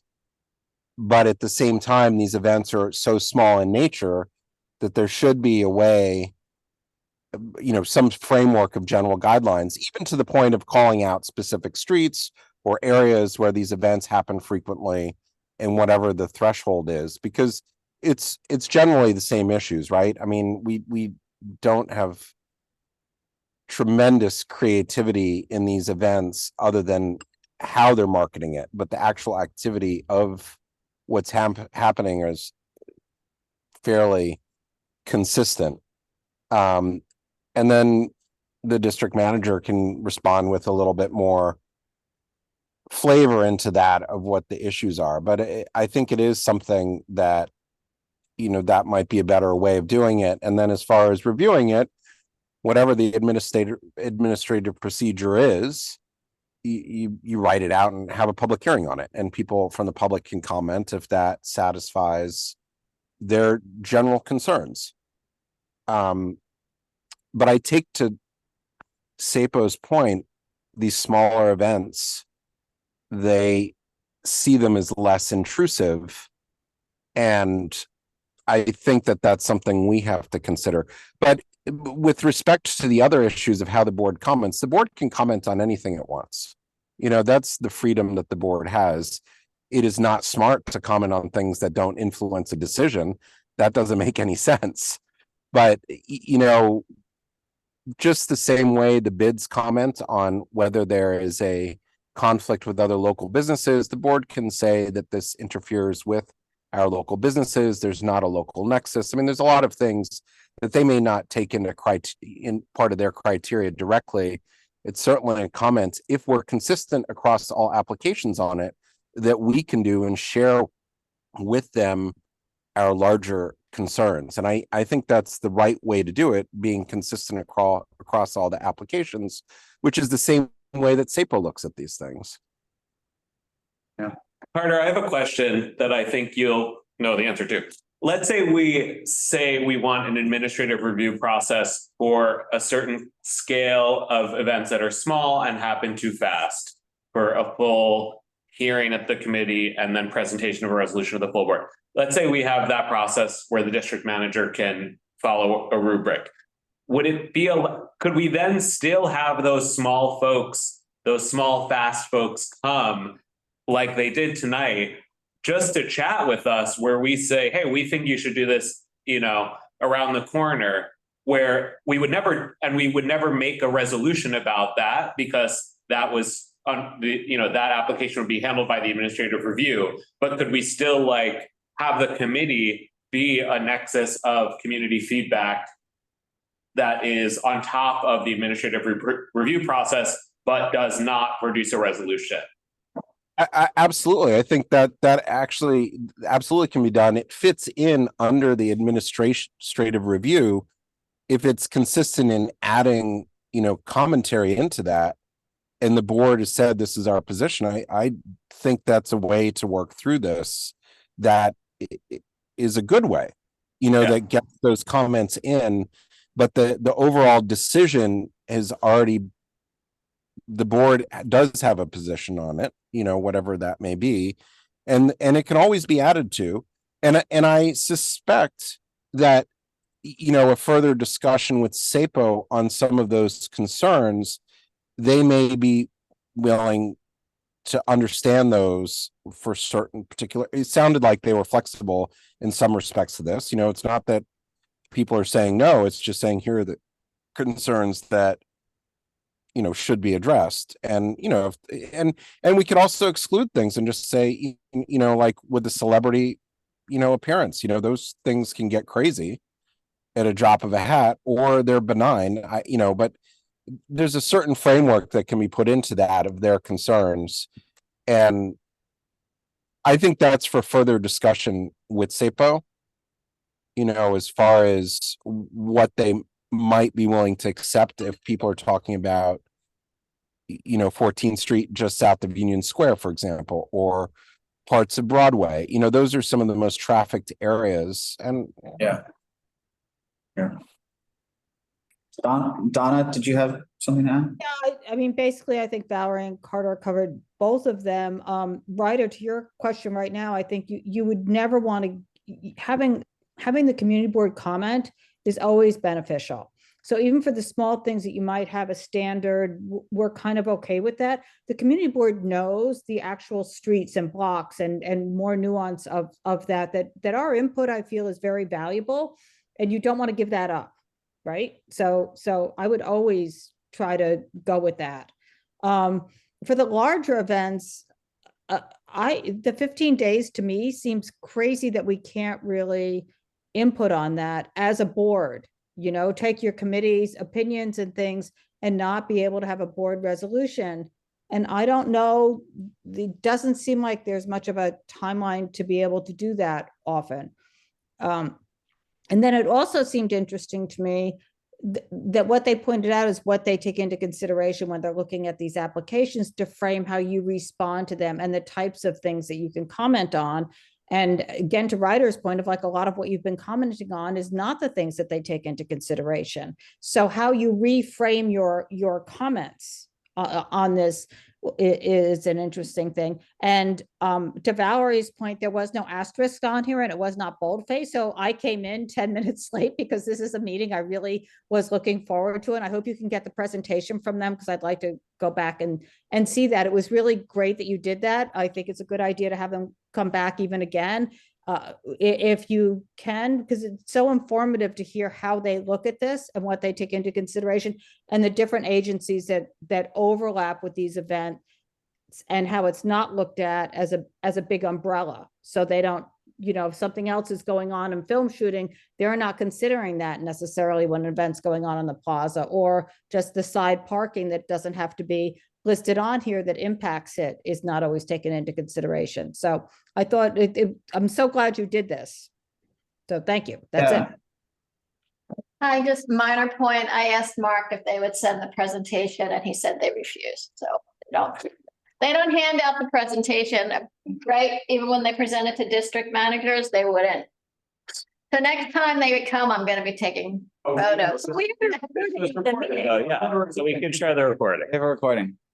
But they don't want to hand out many of these presentations because the laws change and people don't want them to have, they don't want people to have an old version of the current situation. Yeah, look, this will become a more regular thing. There was a period of turnover there and it took a while to get this scheduled, but I think now we've established it and it's going to become more frequent. So we'll have plenty of more room for folks to ask questions. This time there was a bit of a time crunch because it was going for 2 hours and we had to get to the rest of the agenda. But look, how do we want to address this? If we're not going to do a specific resolution on item 1, so we didn't have it started, we didn't whatever. Should we just do regular way again for this month and then? Yeah. Yes. Yeah. Okay. I mean, we can realize what. I mean, we've always done comments as part of regular way. So let's just go through it. But we could, as we're writing the resolution, not put in the kinds of things. Yeah, we know that. No, don't have any attack. Right, yeah, Sure. we don't, We start building it again. Let's start with the first one. Fashion brand event. This is just a line and stanchion and a trailer with no sound or lighting. Are we okay with that one? Yeah. There's only. All right, all in favor? Aye. Are you a VIG? Whatever. Any opposed or abstain? Okay. Let's go to Sol de Janeiro. Weirdly, she asked me if we approved it for Valentine's Day, and I was like, there was no mention of that. Because no, we're giving out flowers and postcards to the community. I was like, well, they need to come back. What's this? Well, maybe that doesn't require me. Is it? Kazuchi Airstream. Oh, got it. All right, so Sol de Janeiro, this is not the main Gansevoort Plaza where most activations are. This is a much smaller one. I mean, it's a pretty small bar. I think it sounded fine. I mean, I think they'll keep seating. We'll note that in the thing. That was a comment. We'll note that we don't want them to block the pedestrian right of way, which it seemed they'd already moved that in response to initial commentary. Right. So are folks in favor of that? Yes. Yes. Any opposed? Okay. Revlon, pop-up. This is Broadway between Brand and Howard. I don't know. This is a super busy corner. They're leaving 7.5. Should we make should this be one where we make a comment to SAPO that perhaps 5 or 7 feet is going to still cause a jam? I don't know. I think they should be allowed to have a line of people waiting outside to go inside for activation. And if they really, just you can confirm they keep a 5 foot. Yeah. But I don't think it's fair to a business to not allow them to do that. And I would say this, We're talking about the Revlon with the cart. Oh, the cart, sorry. Yeah. Or sorry. No, the people are pre-registered already, so. Yeah. If people are fine with that, I'm okay with it. Fine. Well, like, why don't just put it on Howard? They're on the corner of Broadway and Howard. Howard is so much less crowded. Well, because I guess the entrance is. Yeah. They wanted to put it right across from the entrance. Yeah. On Broadway. I thought it made sense. They said people lining up for the store would line up on Howard and people lined up for the cart would line up on Broadway. So so as long as they really keep the space between the cart and the entrance clear, I think that's fine. But again, we're gonna put this into a resolution that we'll present after the event has happened. So. I'm fine with that. So all in favor of that, say aye. I said it. My hand raised on that, Will. I did not see you. Sorry.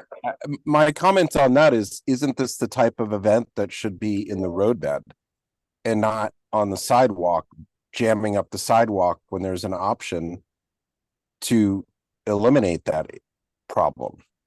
You want it on Broadway? Well, they're leaving 7 feet on Just a little touch. one of the busiest sidewalks in the city. That's even narrower than the requirement anywhere on a sidewalk. I mean, 8 feet. That's fine.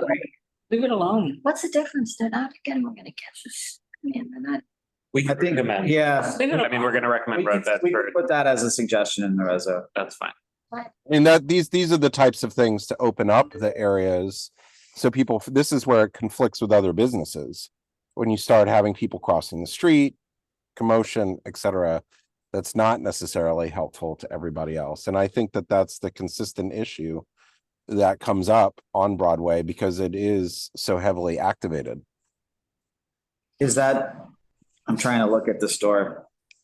Is it okay? Is there any sign that would preclude putting something in the curb lane, like a no standing? Or is it okay? All right, we'll look at it. Yeah, we can have that as a suggestion. Okay. I guess people turn right onto Howard, but that's kind of tough. Yeah. It's the corner. Yeah. You see what I'm saying? Yeah. And the next one over is a bus lane, so they're gonna have to turn right by crossing a bus lane. I think it'd be better served just moving it to Howard rather than putting it in the curb there. I guess, I, who are we telling that? I think we just say at SAPO that we feel that 7 feet on Broadway, extremely busy sidewalk is fairly narrow. I guess pedestrian path, and we can make, say, 2 alternative suggestions could be either to move it on to Howard or on the. but then it doesn't match the flow, because the point is that people are getting their hot chocolate and getting in line to go into that, so they have to go. So the hot chocolate will, across from the entrance, I'm guessing, will alert people that something's happening. They want to get people into the shop. I'm just saying, It's metered parking, by the way. Just leave it alone. I guess, who are we gonna send our, like, are we actually gonna say something to SAPO between now and the 7th and? Yeah, we're gonna Or put a 17th? comment, so we'll just say. We're gonna put a comment in that system? Yeah. Because that's the thing, my understanding is that, like, we actually can't put a comment, district manager could. Manager. even if the full board hasn't approved what we're saying. Like, isn't that the kind of committee freelance problem? My understanding is we can make comment on anything. I think that's what Carter was saying. It's if we're gonna create a specific rubric that becomes like permanently what we follow, then we would need the board to do that. I thought we agreed we weren't gonna change our process until we thought it. We've already done this in the past, like for instance, when there's events that were like seriously a security concern, we told SAPO that, so because we had to do that, or otherwise it was like gonna cause a real issue. So there's some precedent for it. Now you could argue, oh, that was only because these were very extreme circumstances and we're worried about safety. But I think if the board, if I understand what Carter was saying, where we have the ability to comment, we can do that.